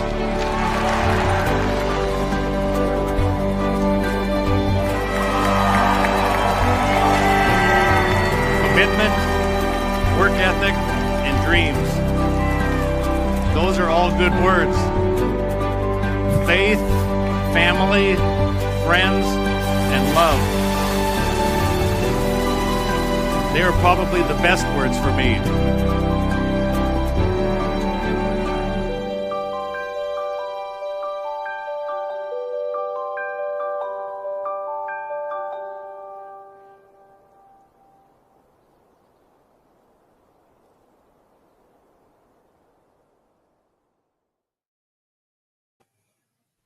Wow. He was number 23 before Michael Jordan ever got to Chicago. Exactly. Mm-hmm. Well, Michael got there in '85. He got there way before that. Yes, that's true. But Michael popularized it because I guess him and both have the same number. It's like Lamar Jackson and Cal.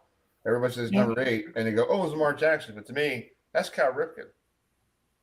Cal is the standard of number 8. No offense to Lamar Jackson. You and I talked. I talked to him years ago, and no offense to him, he's really cool. But to me, Cal Ripken is number 8. Gary Carter is number 8. And I was just thinking the other day when we got off the air this time last week that I remember when Gary Carter passed away, and I was thinking, like, where was I? I was cleaning the department where I was staying at, and I put on MLB TV and I was cleaning whatever I was doing, and I heard breaking news: Gary Carter passed away. And I go, really? And I just sat there. Yeah, I can still remember. I knew like a couple of weeks prior that he was not doing well because I talked to Atlanta Cepeda, the baby bull, and he told me. And he sat me down in the airport in New York, and I always remember that. That he sat me down and said, "Chris, Gary's not doing well." And I cried like a baby. Hey, I believe it. I cried all the way home. My brother Matt didn't want to tell me because I was watching the Mets and Yankees on Fox up in New York, and he didn't want to tell me until I found out the next morning when I was leaving that Gary Carter had brain cancer, and I stopped and I was like, what? And that trip home, guys, it was the worst trip home on the bus. I understand. Yeah, because it's like a piece of. Look at these people, and they're just like you and I, a human being. You know, we wake up every morning. I get up every morning. I drive the paint van, and I must make somebody's life happy when I drop off their 5 gallons of whatever. But that's that. But we're all human beings. But we look at our idols. And I was listening to the Chicago station the day after on my phone, going down to Landover to pick up paint and my other job, and everybody in Chicago was crying on that show. They were calling, and I'm thinking like, man, that's what it was me. Because you think of idols, you think of they're immortal. You think they're like Superman. They're like Teflon. Nothing happens to them. They'll bounce back, guys. He just has a boo-boo on his finger. He'll bounce back. And people he had cancer, same as Gary Carter. And, it's like for me. Yeah. I remember the day that Dale Earnhardt Sr. died in the 2001 Daytona 500, and it was like, people always thought like Dale Earnhardt Sr. was like unbeatable, and it's like it happened, and it's like I can still remember where I was. I was watching the race with my parents here in North Carolina, and I was like, yeah, what? He died on that turn at Daytona. He died in turn 3 in the Daytona 500, and I was like, and it's like,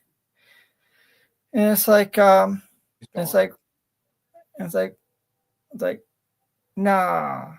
It was just normal crash. Then I can remember NASCAR president Mike Helton coming on and saying, after what happened in the 2001 Daytona 500, we have lost Dale Earnhardt. And I was like, that's a piece of me. Well, I always enjoyed watching him, and it's like, but I remember. I remember Ryan Sandberg was always one of my all-time. Hey, Mr. Cub. Favorite. Besides Ernie Banks, he was our Mr. Cub. Yeah. Ernie Banks is Mr. Cub, but he was Mr. Cub. He was Yeah, and Matt, you probably saw your dad, and our fathers, when Mickey Mantle passed away. Everybody loved the Mick. Like the Mick was their guy. I remember my dad has a picture in his bedroom that he got for Christmas one year, and it's all Mickey Mantle, Yogi Berra, and somebody all lying up in the dugout. And it was pretty cool looking. Wow. I don't know if he still has that. Maybe he still. I don't know if he does. But I remember that when I was a kid. I was like, this is cool. And hearing stories about Mickey Mantle, how Mickey was everybody's player. They want to wear 7. My brother Will wore number 7. I said to him, why 7? And he goes, I don't know. Maybe he liked Mickey Mantle. We don't know. I always like. One thing I remember about Ryan Sandberg when I was a kid.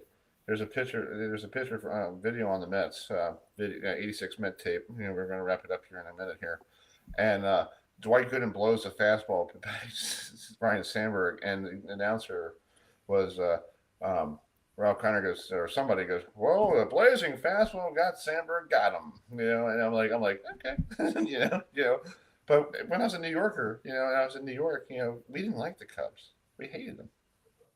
Tomorrow night I'm going to Philadelphia, and I'm thinking about wearing my Pete Alonso jersey to give these people in Philadelphia to go kiss my butt. Hey, Chris, go for it. Because I'm sorry. It's like he is gonna. Show your Met pride. Oh yeah. Well, go for it. It's like you're. Top of it, You may be the only. Anyway. You may be the only New York Met fan there. You never know. Be proud you're a Met fan. Show the Met spirit. Thank you. I know. Thank you, Matt. Catch the Mets magic. So, anyway, we're gonna wrap it up here. So we appreciate you all joining us tonight. We'll be on next Monday at the same time. We're gonna get ready for that Ireland game, y'all. Ireland. between Iowa. Oh, you mean Kansas State and Iowa State? Yeah, I talked to one of the Kansas State writers, and I asked him, "Would you like to come on next Monday or the week after?" He goes, "Let's go on August 11th because I might be drunk on the 18th." I'm like, "Okay." Wow. I'm like, "Wow, that was fun." So next Monday night, we're live at 7:30.